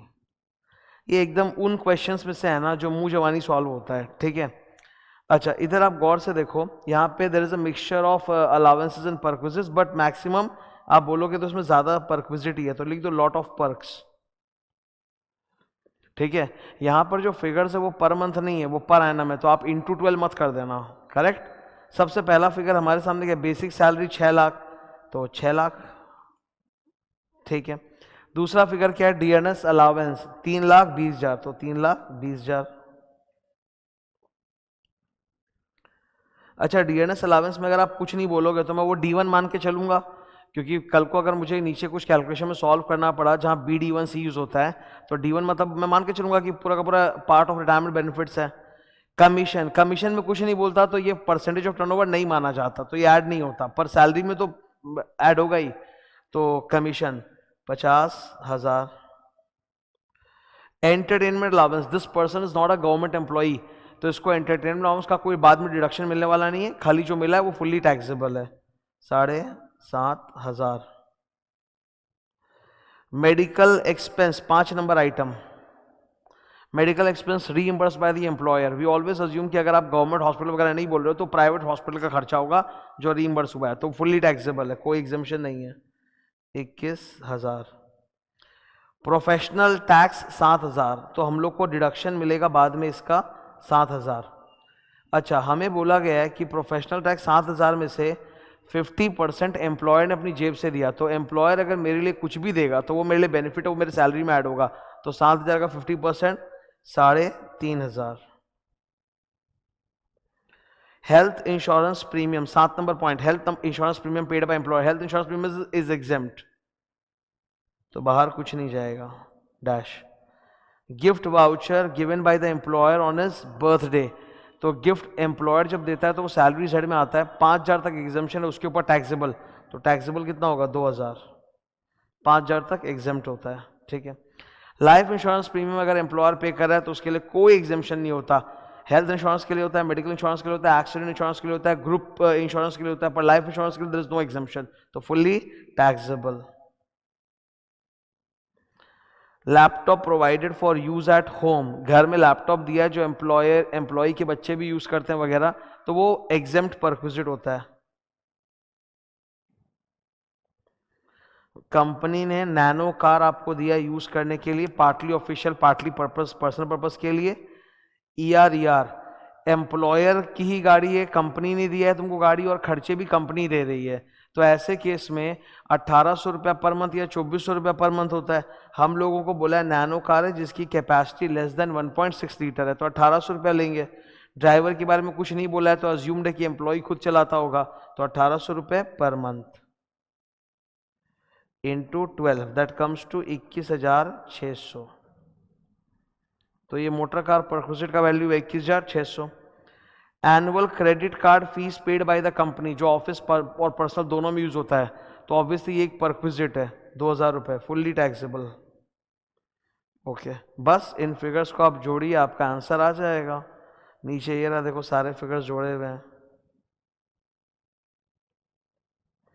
ठीक है, सब ऐड किया हुआ है। How many figures do you see? 1 2 3 4 5 6 7 8 9 10। ऊपर भी 10 फिगर्स हमने लिखे होंगे, 3 4 5 6 7 8 9 10, ठीक है, टोटल आ गया। Less standard deduction, less P tax 7000 का deduction, this is your taxable salary. तो ये एक टिपिकल बहुत आराम से इजी सा सम्स था, कोई मेहनत नहीं, नोट की भी जरूरत पड़ी नहीं, ठीक है। Next question number 8। 8 is good. Question number 8, 8 is good. Question number 8 ये गुड क्वेश्चन है। गुड, इसमें ना दो अच्छे एडजस्टमेंट्स हैं। एक तो RFA का फुल कैलकुलेशन इसमें आएगा, rent free accommodation. Rent free accommodation में आप जानते हो 15% ऑफ सैलरी होता है, करेक्ट, 15% ऑफ सैलरी और rent paid by employer which ever is lower. और सैलरी का यहाँ मतलब क्या होता है? BA BC DM। तो यहाँ पूरा कैलकुलेशन करना पड़ेगा रेंट फ्री एकोमोडेशन का। सैलरी के लिए BA BC DM निकालना पड़ेगा, फिर 15% ऑफ सैलरी, फिर बॉस जो रेंट पे किया वो विच एवर इज लोअर, फिर एम्प्लॉय से भी कुछ रेंट ये लोग रिकवर करना है, वो माइनस करना पड़ेगा। तो all that you have to do. तो इसलिए ये थोड़ा अच्छा है, RFA का अच्छा एडजस्टमेंट है। दूसरा, प्रोविडेंट फंड का इसमें अच्छा एडजस्टमेंट है। प्रोविडेंट फंड में एग्जेम्पशन हमको कितना मिलता है एम्प्लॉयर्स कॉन्ट्रीब्यूशन के लिए? 12% ऑफ BD1C, लेकिन जो जमा ये लोग कर रहे हैं वो है 18% of B full DA, BD full DA, basic plus full DA। तो जमा कर रहे हो 18% of basic plus full DA, लेकिन एग्जेम्पशन मिलेगा जमा कर रहे हो 18% of basic plus full DA, लेकिन एग्जेम्पशन मिलेगा 12% ऑफ BD1C। तो इसलिए वो अच्छा है थोड़ा सा, ठीक है। इनके लिए नोट्स बनाए हुए हैं, आओ देखते हैं। Sanjana is a marketing manager in ABC limited, her basic salary 65,000 rupees per month. आप इंटू 12 कीजिए, वो आएगा 7,80,000। तो पर मंथ की सैलरी इनकी 65,000 है, इंटू 12 कर दीजिए। DNS अलावेंस 22,000 पर मंथ है, इंटू 12 आप कर दो, इट कम्स टू 2,64,000। अब DNS अलावेंस में इन्होंने हमको क्लियर बोला है कि only 30% is for retirement benefit, तो D1 इनका कम आएगा 22,000 रुपया per month. It is for full DA, it is the full DA। उसमें D1 कितना है? 30%, तो निकाल लो 6,600 पर मंथ। मुझे तो D1 काम आएगा ही ना कैलकुलेशन में अंदर, ठीक है। Next, bonus 17,000 per month. ऐसा कहीं होता नहीं है कि बोनस पर मंथ आपको मिलता हो, पर इस क्वेश्चन में बोला है तो ठीक है, बोनस पर मंथ है इनका, इंटू 12 करके आप लिखो 2,04,000। ओके, ये सारा मॉनिटरी पेमेंट्स था। इसके अलावा आप यहां से लेके यहां तक जो भी है ना, वो सब परक्विजिट या प्रोविडेंट फंड है, ठीक है। तो मॉनिटरी पेमेंट्स में यही 3 आइटम थे। अब रेंट फ्री एकोमोडेशन के लिए सैलरी का मतलब क्या होता है? BA BC DM। तो सर BA बेसिक तो हमें पता है इनका कितना है, 7,80,000 बेसिक है, प्लस A से अलावेंसेस, इनको DNS के अलावा और कोई अलावेंस है नहीं क्वेश्चन में। BC, B से बोनस, बोनस इस क्वेश्चन में है, ऐड करो 2,04,000। कमीशन इस क्वेश्चन में है नहीं। फिर DM, D से D1 होता है, DNS allowance forming part of retirement benefit, तो वो 6,600 पर मंथ है, इंटू 12 करके हम लोगों को लिखना है 6,600 इंटू 12। इसके अलावा और कोई मॉनेटरी पेमेंट क्वेश्चन में है नहीं। तो ये सैलरी तो हम लोगों ने वहीं पे सॉल्व कर लिया, उसका 15% आएगा, जो रेंट बॉस देता है विच एवर इज लोअर वैसे हो जाएगा, ठीक है। अब ये रहा RFA का calculation. RFA, her employer has provided with an accommodation on 1 April. Mind it, company ने इसको 1 अप्रैल को दिया है, पर इन्होंने रहना चालू किया है 1 नवंबर से। तो परक्विजिट आप सिर्फ 5 महीने का लोगे। परक्विजिट्स में जब एम्प्लॉयर उस फैसिलिटी को या बेनिफिट को अवेल करता है केवल उतना ही टैक्सेबल होता है, पूरे 12 महीने का टैक्सेबल नहीं होता। तो घर कंपनी ने भले अलॉट कर दिया अप्रैल में, लेकिन इन्होंने रहना चालू किया, यूज करना चालू किया 1 नवंबर से। इन्होंने ऑक्यूपाई तब किया, इसके पहले वो गए नहीं, ऑक्यूपाई नहीं किया। तो नवंबर से लेकर मार्च 5 महीने का ही परक्विजिट होगा। तो याद रहे कि कैलकुलेशन में we have to do into 5/12। Company rent भी दे रही है इसका, ठीक है। कंपनी ने खुद ये घर रेंट पे लिया है 12,000 रुपया पर मंथ, और संजना से भी वो लोग पैसा ले रहे हैं 4,800 रुपया पर मंथ, ठीक है।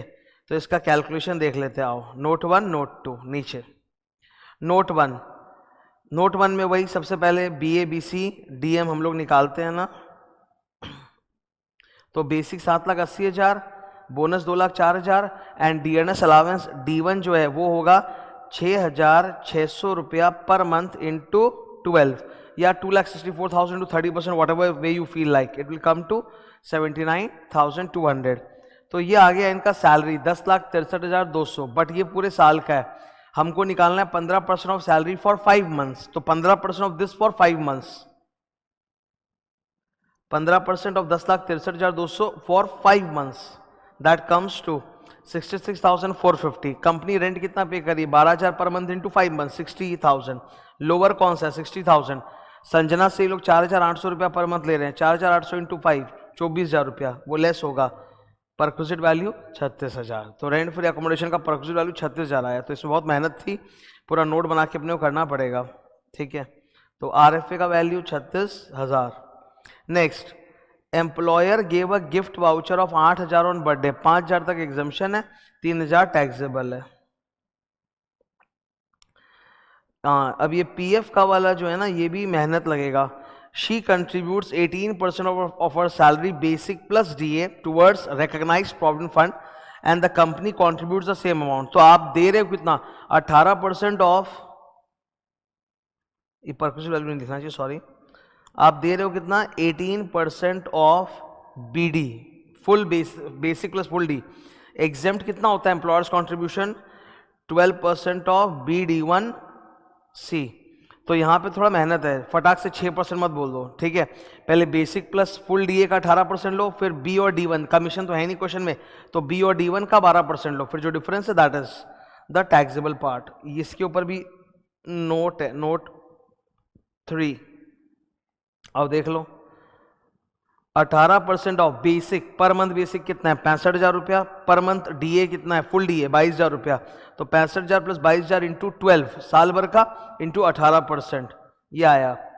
फिर उसके बाद 12% एग्जेम्प्ट होता है BD1C। तो बेसिक है 65,000, D1 तो 6,600 है, तो 65,000 प्लस 6,600 इंटू 12, उसका 12%, वो इतना आएगा। लेस करने पे आपको इतना आ रहा है। तो दिस इज टैक्सेबल 84,816, 84,816।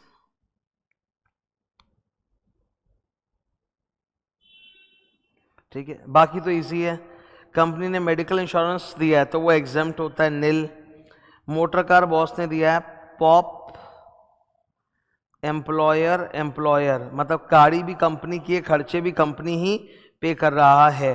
पर गाड़ी मिली कब है? याद रहे गाड़ी 1 नवंबर से मिली है, तो 5 मंथ्स का ही आपको लेना है, ये मिस्टेक नहीं होना चाहिए। गाड़ी सेल्फ ड्रिवन है, मतलब ड्राइवर का कॉस्ट नहीं होगा। पॉप एम्प्लॉयर में 2 ही फिगर होते हैं, या तो 1,800 रुपया या 2,400 रुपया। तो इनकी गाड़ी का कैपेसिटी 1.6 लीटर से ज़्यादा है, तो 2,400 रुपया पर month into sir how many months? 5 months, which gives me 12,000 रुपया।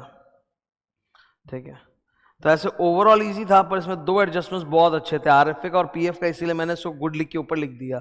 ठीक है, ताकि तुम्हारी नजर जाए बाहर, वहां सारे फिगर्स दिखे हुए। टोटल देयर आर 7 फिगर्स, वो नीचे आ जाएगा। ठीक है, less standard deduction and this is your taxable salary. तो गुड था because of 2 adjustment, RFA and PF। Next question number 9। Question number 9 ऐसे तो इजी है, लेकिन इसमें भी 2 चीजें सीखने को मिलेंगी, बोल के मैं उसको गुड लिख रहा हूं। इसको स्टार करो और इसको स्टार करो। यहां ऊपर लिखो ग्रेडेड सैलरी सिस्टम, ये इसमें एक अच्छा एडजस्टमेंट है। और दूसरा gift from employer on marriage, ये एक अच्छा एग्जाम मतलब सीखने के लिए चीज़ है, एडजस्टमेंट रेट, ठीक है। तो क्वेश्चन नंबर 9 को गुड लिखे हैं because of 2 points, otherwise easy है ओवरऑल, ठीक है। ग्रेडेड सिस्टम ऑफ सैलरी क्या होता है? सचिन की सैलरी स्ट्रक्चर हमें दी हुई है। इन्होंने बोला सचिन का सैलरी स्ट्रक्चर ऐसा है, ठीक है। Basic salary 12,000-2,000, 14,000-4,000, 22,000 from the date of joining. इनका डेट ऑफ ज्वाइनिंग था आपका 1 जुलाई 2019। इसका मतलब क्या है? ठीक है, ग्रेडेड सिस्टम ऑफ सैलरी ये जो है ना, ये जल्दी से हम लोगों के इंस्टीट्यूट के एग्जाम्स में नहीं आता, ये बीकॉम में थोड़ा ज़्यादा फेमस रहता है, पर फिर भी पता तो होना चाहिए। इसका मतलब है कि जब उन्होंने ज्वाइन किया था ना 1 जुलाई 2019 को, तब उनकी सैलरी थी बेसिक 12,000 रुपये। 1 जुलाई 2019 को जब उन्होंने कंपनी ज्वाइन की, एक साल के बाद यानी कि 1 जुलाई 2020 में उनकी सैलरी इंक्रीमेंट हो जाएगा बाय 2,000 रुपया जो है वो इंक्रीमेंट का फिगर है। तो फ्रॉम 1 जुलाई 2020 उनकी सैलरी 12,000 में 2,000 जोड़ दो 14,000 हो जाएगी, ठीक है। 14,000 पे पहुंच गई, ग्रेट। सॉरी। फिर 14,000 पे जब इनकी सैलरी पहुंच गई, ओके, तो अगला जो इनका इंक्रीमेंट होगा वो 4,000 से होगा। अगला इंक्रीमेंट 4,000 से होगा। तो 1 जुलाई 2021 को इनकी सैलरी हो जाएगी 18,000। ओके, 1 जुलाई 2021 को इनकी सैलरी कितनी हो जाएगी? 18,000। फिर वापस से 1 जुलाई 2022 को इनकी सैलरी फिर से 4,000 से बढ़ेगी और हो जाएगा 22,000। This one, okay. इस तरह से इसका मतलब होता है। मतलब इसको सर हम लोग रीड किस तरह करते हैं? इस तरह करते हैं, जो बड़ा वाला फिगर है वो स्टार्टिंग फिगर है, फिर जो छोटा फिगर है that is the increment figure until you reach the next बड़ा फिगर। जैसे दो बड़े फिगर हैं लाल वाले, उनके बीच में ब्लू में 2,000 है, तो 12,000 इज द स्टार्टिंग सैलरी। फिर आपका हर साल 2,000 बढ़ेगा जब तक वो सेकंड वाले फिगर में नहीं चला जाए 14,000। तो 12,000 में एक ही बार 2,000 जोड़ोगे तो 14,000 आ जाएगा। इसका मतलब एक ही बार इंक्रीमेंट होगा 2,000 का, तो उसमें आप 14 पे चले जाओगे। अब ये दो फिगर्स जो हैं 14,000 और 22,000, लाल वाले जो बड़े फिगर्स हैं, ठीक है, बीच में छोटा फिगर है 4,000। इसका मतलब है 14,000 की जब आपकी सैलरी है तो अब हर साल आपकी सैलरी 4,000 से बढ़ती जाएगी जब तक 22 नहीं हो जाए। तो 14,000 से अगर आपको 22 पे जाना है तो 2 बार 4,000 बढ़ाना पड़ेगा, तो एक साल 4,000 बढ़ेगा, फिर सेकेंड ईयर वापस 4,000 बढ़ेगा, तब आप 22,000 पे चले जाओगे। ये इसका मीनिंग होता है। नाउ क्लियर मैं फिगर बता देता हूँ। जुलाई 19 में आपकी सैलरी 12,000 है, एक साल तक 12,000 रहेगी। फिर जुलाई 20 में वो बढ़ के हो जाएगी 14,000। फिर जुलाई 21 में बढ़ के हो जाएगी 18,000। फिर जुलाई 22 में वो बढ़ के हो जाएगा 22,000, ठीक है। उसके बाद का डेटा हमको दिया नहीं, नॉट नीडेड। तो यहाँ पर इस आदमी की जो बेसिक सैलरी है वो चेंज हो रही है, ठीक है। हमारे लिए हमारा प्रीवियस ईयर कौन सा है? 2000 प्रीवियस ईयर 2021-22। मेरे लिए सबसे काम का डेटा है ये 2021-22 के बीच में यही आता है 1 जुलाई 2021, यानी कि 1 जुलाई 2021 को इनकी सैलरी हुई थी 18,000, तो उसके पहले क्या थी? 14,000।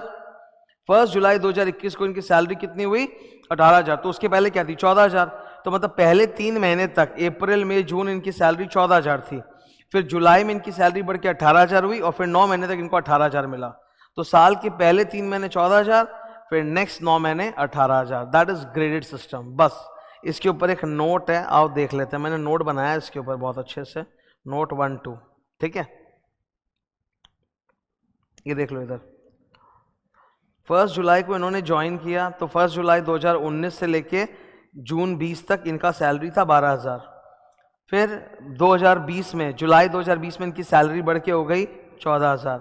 फिर जुलाई 2021 में सैलरी बढ़ के हो गई 18,000। अब अगर आगे का डेटा मुझे बोला होता तो वो भी मैं लिख देता 01/07/2022 से लेके 30 जून 2023 तक, जो मुझे एक्चुअली चाहिए नहीं, उसमें और 4,000 से बढ़ जाता, ठीक है, इट वुड बिकम 22,000। अब 22,000 के बाद अगला कितना बढ़ेगा वो हमें समझ में बोला नहीं है, तो हमें वो चाहिए भी नहीं। हमारे काम का ना 2 ही डेटा है ये, ठीक है, कि इनकी सैलरी बढ़ी है 1 जुलाई 21 को 18, उसके पहले 14 थी, तो 3 महीने तक अप्रैल से लेके जून 3 महीने तक 14,000 का सैलरी, फिर जुलाई से लेके मार्च तक 9 महीने तक 18,000 का सैलरी। तो इनका बेसिक जो आ रहा है पूरे साल का वो आ रहा है 2,04,000। सो बस यही है, ये एक एडजस्टमेंट था जिसकी वजह से मुझे लिखना पड़ा good graded system of salary. तो इनका बेसिक कितना है 2,04,000, ठीक है, वो हमने निकाल लिया 2,04,000, लिख दो बगल में।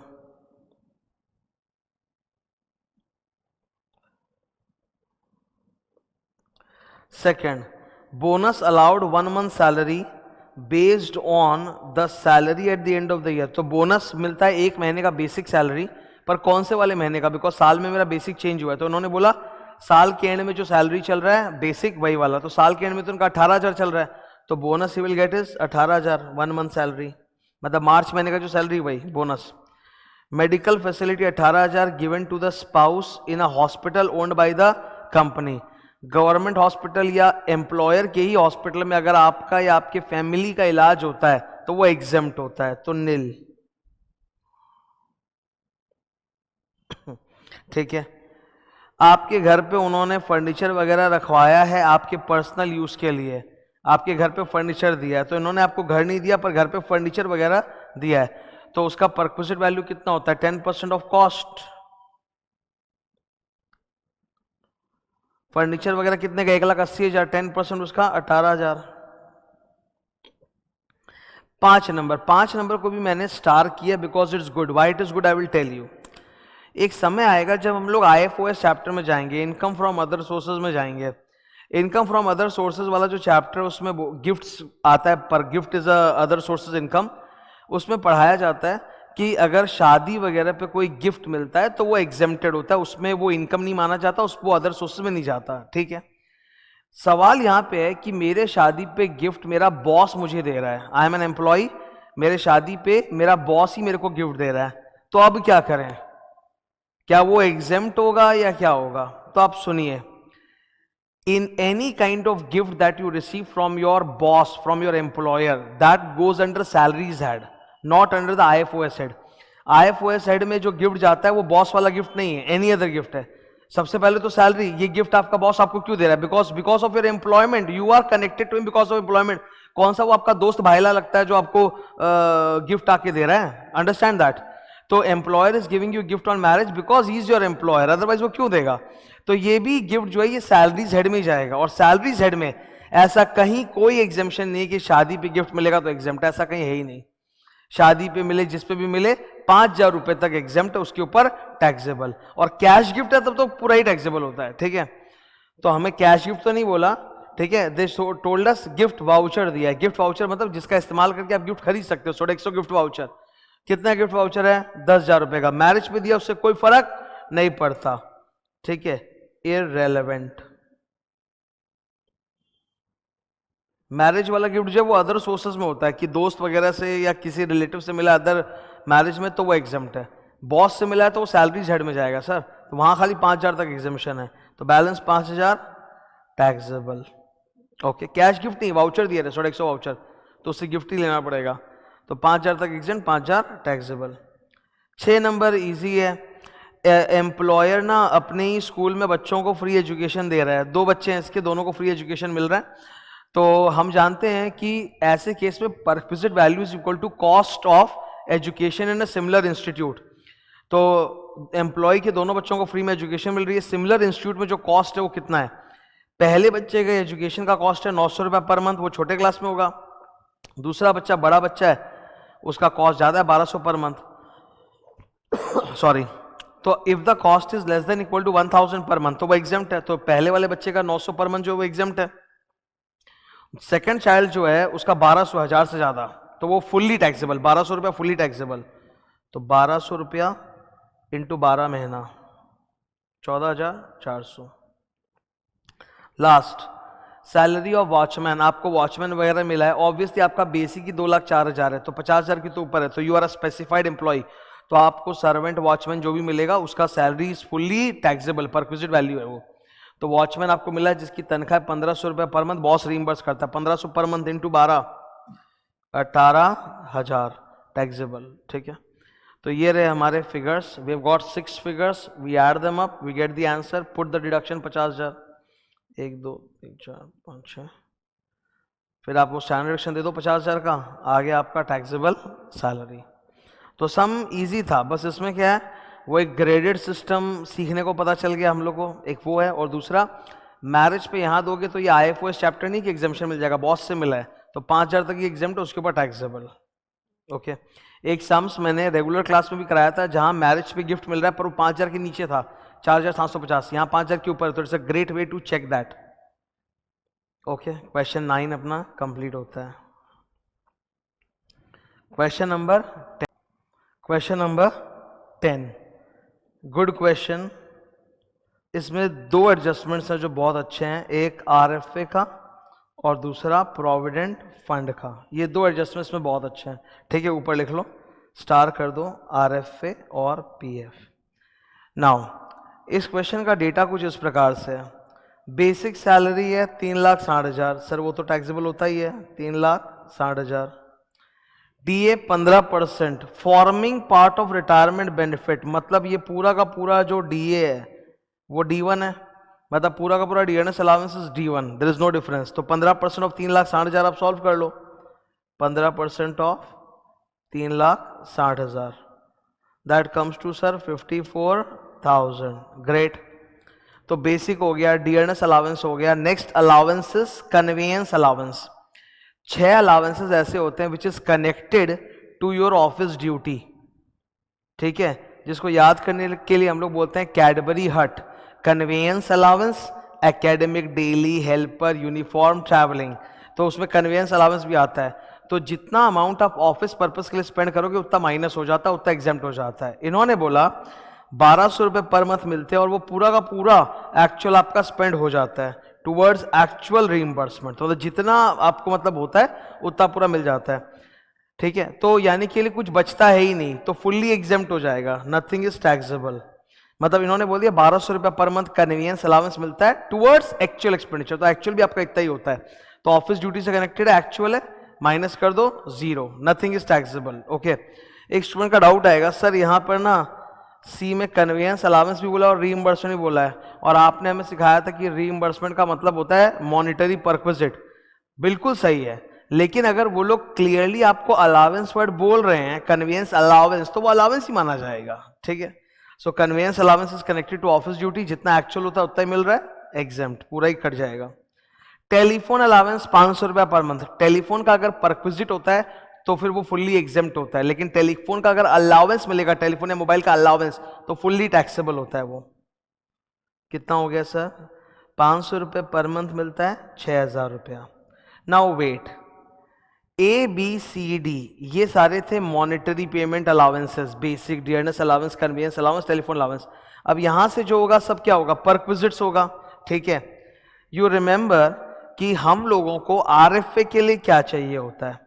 RFA के लिए सैलरी का मतलब होता है BA BC DM, करेक्ट बोला मैंने, ठीक है, BA BC DM।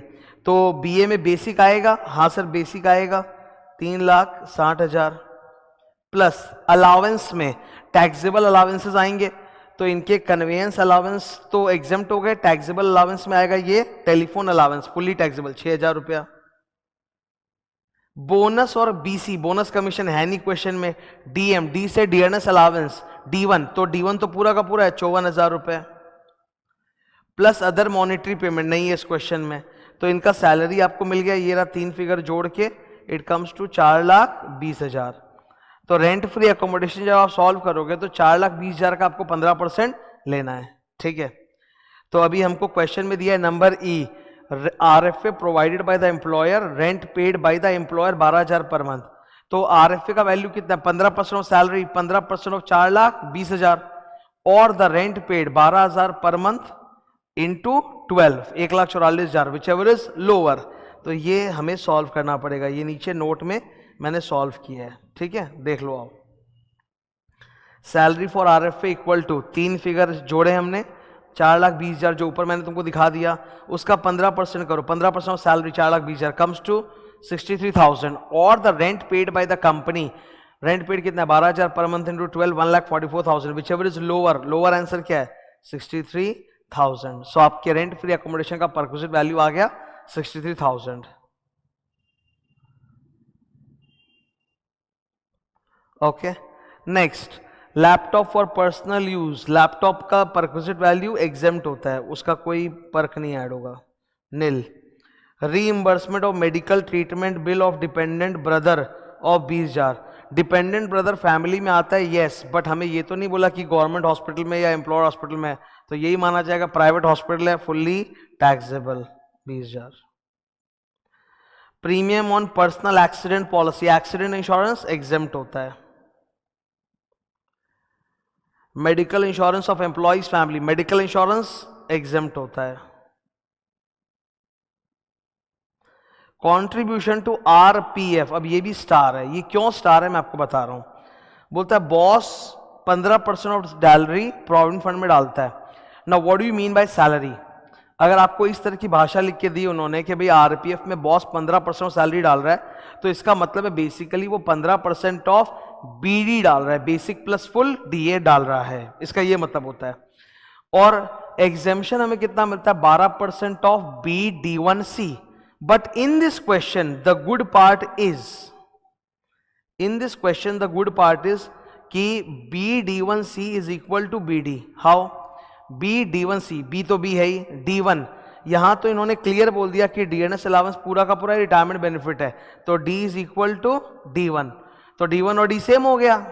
और कमीशन बेस्ड ऑन टर्नओवर वो है नहीं इस क्वेश्चन में, तो इस क्वेश्चन में BD1C और BD सेम है, तो आपका बॉस आपके पीएफ में कितना डाल रहा है? 15% ऑफ BD। एग्जेम्पशन कितना मिलता है? 12% of BD1C is equal to 12% of BD in this question, तो 15% ऑफ BD वो डाल रहा है, एग्जेम्पशन मिलेगा 12% ऑफ BD, तो टैक्सेबल कितना है? 3% ऑफ BD, तो टैक्सेबल होगा 3% ऑफ BD। BD बेसिक कितना है? ऊपर हमने लिखा था 3,60,000 प्लस D कितना है? 54,000, तो इसका आप 3% सॉल्व करोगे, इट विल कम टू 12,420। ठीक है, इस क्वेश्चन में BD1C और BD सेम हो गया, क्योंकि डीएनएस अलाउंस पूरा का पूरा रिटायरमेंट बेनिफिट के लिए D1 है और कमीशन है नहीं, तो BD1C is equal to B, तो वो डाल रहा है 15% ऑफ BD, एग्जेम्पशन मिल रहा है 12% ऑफ BD, टैक्सेबल कितना है? 3% ऑफ BD, 12,420। ये रहा कैलकुलेशन, नीचे लिखा हुआ है। ठीक है, अब आप देख लो आउटर कॉलम में आपने वहां कितने फिगर डाले? 1 2 3 4 5 6, यहां पर 1 2 3 4 5 6 सारे सेम है, सब मैं एक्सप्लेन कर दिया हूं। लेस स्टैंडर्ड डिडक्शन होगा, पी टैक्स एंटरटेनमेंट अलाउंस तो था भी नहीं, this is your taxable salary 4,65,420। तो ये सम गुड है because of 2 adjustments, RFA and PF। अब हमारे मोर प्रैक्टिस का आखिरी क्वेश्चन हम लोग करने जा रहे हैं, question number 11। This question is good again because of 2 adjustments. Some of you will say sir बहुत लल्लू था, आप क्यों गुड बोल रहे हो? देखो कई बार ऐसा भी होता है कि जो चीज़ टीचर के लिए लल्लू होती है वो स्टूडेंट के लिए हार्ड होती है, बिकॉज टीचर का प्रैक्टिस बहुत ज़्यादा होता है। तो आज मेरे लिए जो नेचुरल ना तुम्हारे लिए वो हार्ड हो सकता है, इसीलिए मैं इसको गुड मानता हूँ। फर्स्ट, ये जो क्वेश्चन है ना, इट्स अबाउट रिटायरमेंट बेनिफिट, कि एक आदमी है जो 5 साल जॉब कंप्लीट किया है इन एन ऑर्गेनाइजेशन और अब रिटायर कर रहा है। ठीक है, ही इज रिटायरिंग ऑन 31 जनवरी। एक आदमी ने 5 साल की सर्विस कंप्लीट कर ली है कंपनी में, तो completed year is 5 years, that means उसको 5 साल कंप्लीट करने के बाद जब आप निकलते हो ना, तो ग्रेचुटी पेंशन वो सब में एग्जेम्पशन क्लेम कर सकते हो। तो 5 साल तो इसने किया है काम। रिटायर कब करा है? 31 जनवरी को। 31 जनवरी को रिटायर करने का मतलब है मोस्ट ऑफ द कैलकुलेशन में 10 मंथ्स मल्टीप्लाई होगा इंस्टेड ऑफ 12 मंथ्स, तो बी केयरफुल। 31 जनवरी को रिटायर कर रहे हैं तो 10 मंथ्स का कैलकुलेशन है। और दूसरा यहां पर हमें देखने को मिलेंगे रिटायरमेंट बेनिफिट्स। 3 रिटायरमेंट बेनिफिट होंगे जिनमें ज्यादा पंगा आएगा सॉल्व करने में लीव सैलरी। लीव सैलरी की कैलकुलेशन में थोड़ा मेहनत होगा और ग्रेचुटी की कैलकुलेशन में मेहनत होगा। इस क्वेश्चन में पेंशन भी है, पर पेंशन का इन्होंने कम्यूटेशन नहीं कराया, so the entire pension is uncommuted, monthly करके मिल रहा है, तो फुल्ली टैक्सेबल, वो सिंपल है। ठीक है, तो इन 2 एडजस्टमेंट्स की वजह से it is a good question. यहां एक खास बात है जो पहले से लिख लो, इन अदर क्वेश्चंस ऑल्सो मैंने ऐसा लिखा था, इसमें भी लिखा रहा हूं। इस क्वेश्चन में D1 नहीं है, इस क्वेश्चन में D1 नहीं है, मतलब D2 है सिर्फ। डीएनएस अलाउंस के लिए हमें बोल दिया है does not form part of retirement benefit, that means ये D2 है। तो D1 है ही नहीं इस क्वेश्चन में। Commission as a percentage of turnover वो भी नहीं है। तो एग्जाम्पशंस में जो BD1C यूज होता है वो एक्चुअली बेसिक ही है। तो जब आप एग्जाम्पशन दे रहे होगे लीव, सैलरी, ग्रेच्युटी वगैरह में, तो आप बेसिक लेके काम कर सकते हो, ठीक है। Let's see. Okay sir, 10 months का कैलकुलेशन याद रहे। अर्जुन 31 जनवरी 22 को रिटायर कर रहे हैं after doing service of 5 years. Basic salary 12,000 per month, into 10 करेंगे हम लोग, 1,20,000। तो इनकी मंथली बेसिक सैलरी है 12,000 रुपये, 10 महीने का 1,20,000। डियरनेस अलावेंस इनका है 6,000 रुपया पर मंथ, तो वो भी 10 महीने का होगा 60,000। डियरनेस अलावेंस जो पूरा D2 है, तो BD1C के कैलकुलेशन में कहीं आएगा ही नहीं। गुड। सिटी कंपेंसेटरी अलावेंस, ये तो सिटी में शिफ्ट होने के लिए जो अलावेंस मिलता है फुल्ली टैक्सेबल है, 1,000 रुपया पर मंथ, 10,000 रुपया। 4 नंबर है night duty allowance, night duty करने के लिए मिल रहा है, वो भी टैक्सेबल होता है फुल्ली, उसमें कोई एग्जेम्पशन नहीं, 1,000 रुपया पर मंथ, 10,000। तो यहां तक तो लाइफ इज सो इजी। अब चालू हो गया आपका पैकेज, पेंशन, लीव सैलरी और ग्रेच्युटी का, जिसमें सबसे जोरदार है लीव सैलरी। लीव सैलरी के कैलकुलेशन में मेहनत है, बाकी इजी है। Pension 20% of basic salary from 1 February. Obviously 31 जनवरी को रिटायर किया ये आदमी, तो 2 महीना फरवरी और मार्च इसको पेंशन मिलेगा, ठीक है, फरवरी एंड मार्च। अब इन्होंने अपना पेंशन कम्यूट नहीं कराया, अनकम्यूटेड है। कितना? 20% ऑफ बेसिक। एक महीने का बेसिक सैलरी कितना है? 12,000 रुपया। एक महीने का बेसिक सैलरी कितना है? 12,000 रुपया। तो 20% ऑफ 12,000, 2,400 रुपया फॉर 2 मंथ्स, फरवरी एंड मार्च। एक महीने का बेसिक है 12,000, तो उसका 20% पेंशन है 2,400 रुपया, 2 महीने मिलेगा, फरवरी में 2,400, मार्च में 2,400, 4,800 is the uncomputed pension, fully taxable. यहां तक हो गया इजी। अब लीव सैलरी में अपने को थोड़ी मेहनत करनी पड़ेगी। इस व्यक्ति ने कितना काम किया? 5 कंप्लीटेड ईयर्स। लीव सैलरी का जब आप कैलकुलेशन करते हो उसमें जो एग्जाम्पशन मिलता है वहां 4 चीजें आती हैं। अमाउंट एक्चुअली रिसीव्ड, तो इनको लीव सैलरी एक्चुअली कितना मिल रहा है? 1,00,000 रुपया। सेकेंड, मैक्सिमम एग्जाम्पशन 3,00,000 रुपया, ठीक है, 1,03,00,000। Third, 10 month salary, last 10 month salary, ठीक है। यहां जो लीव सैलरी में लास्ट 10 मंथ सैलरी होता है BD1C। BD1C in this question BD1C is equal to basic only, मतलब 12,000 रुपया पर मंथ। तो लास्ट 10 मंथ्स का कितना हो गया? 12,000 रुपया पर मंथ इंटू 10 मंथ्स, तो 1,20,000 रुपया, ठीक है।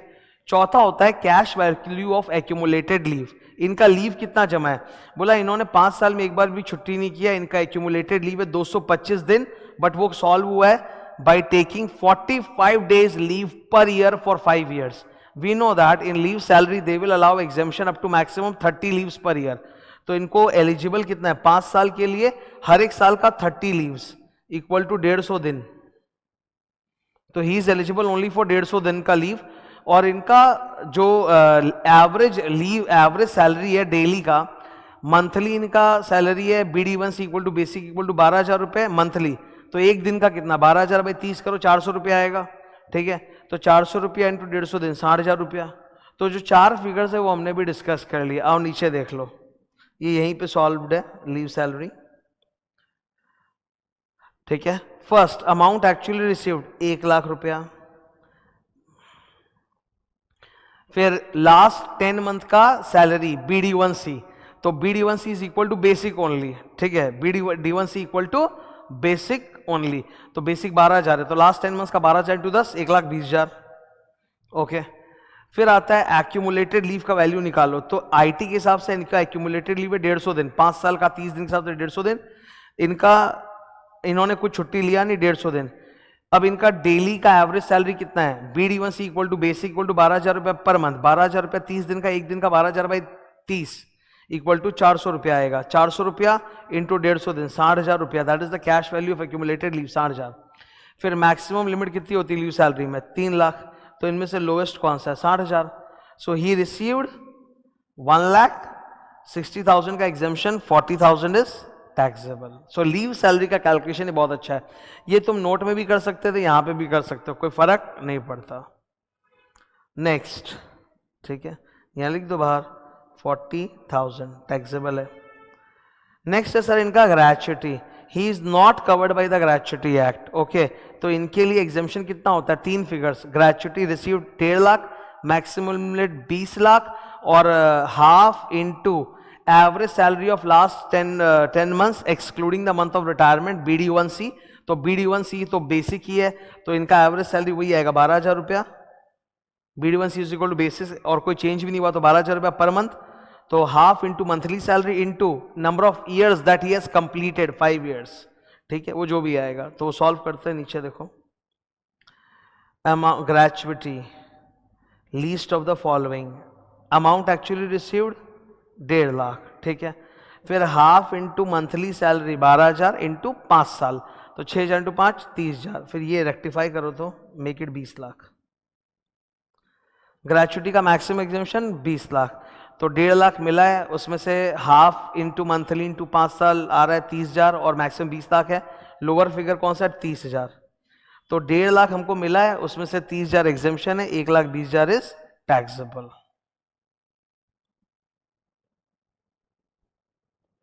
ठीक है, अब ऊपर आप बगल में देखो, वहां पे टोटल 7 फिगर्स लिखे हुए हैं, नीचे वही मिलेंगे आपको। ये रहे 5 फिगर्स तो यहीं पे हो गए, और 6 और 7 जोड़ दिया। फिर standard deduction, P tax entertainment allowance था नहीं क्वेश्चन में, किया, this is the answer last.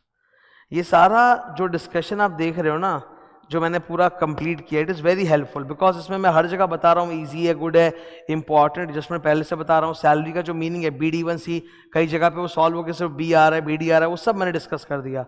तो ये डिस्कशन का पर्पस था कि आपको और एक्स्ट्रा प्रैक्टिस मिले न्यूमेरिकल्स में, और मैं डिस्कस करा दूंगा। तो मेरा एक अप्रोच होता है सम्स को सॉल्व करने का, जो तुमको बहुत इजी बना देगा तुम्हारे लिए। अब इस तरह से सॉल्व करो, कितना इजी लग रहा है पूरा competition, and with me you can easily complete this. ठीक है, I didn't want to give it as homework.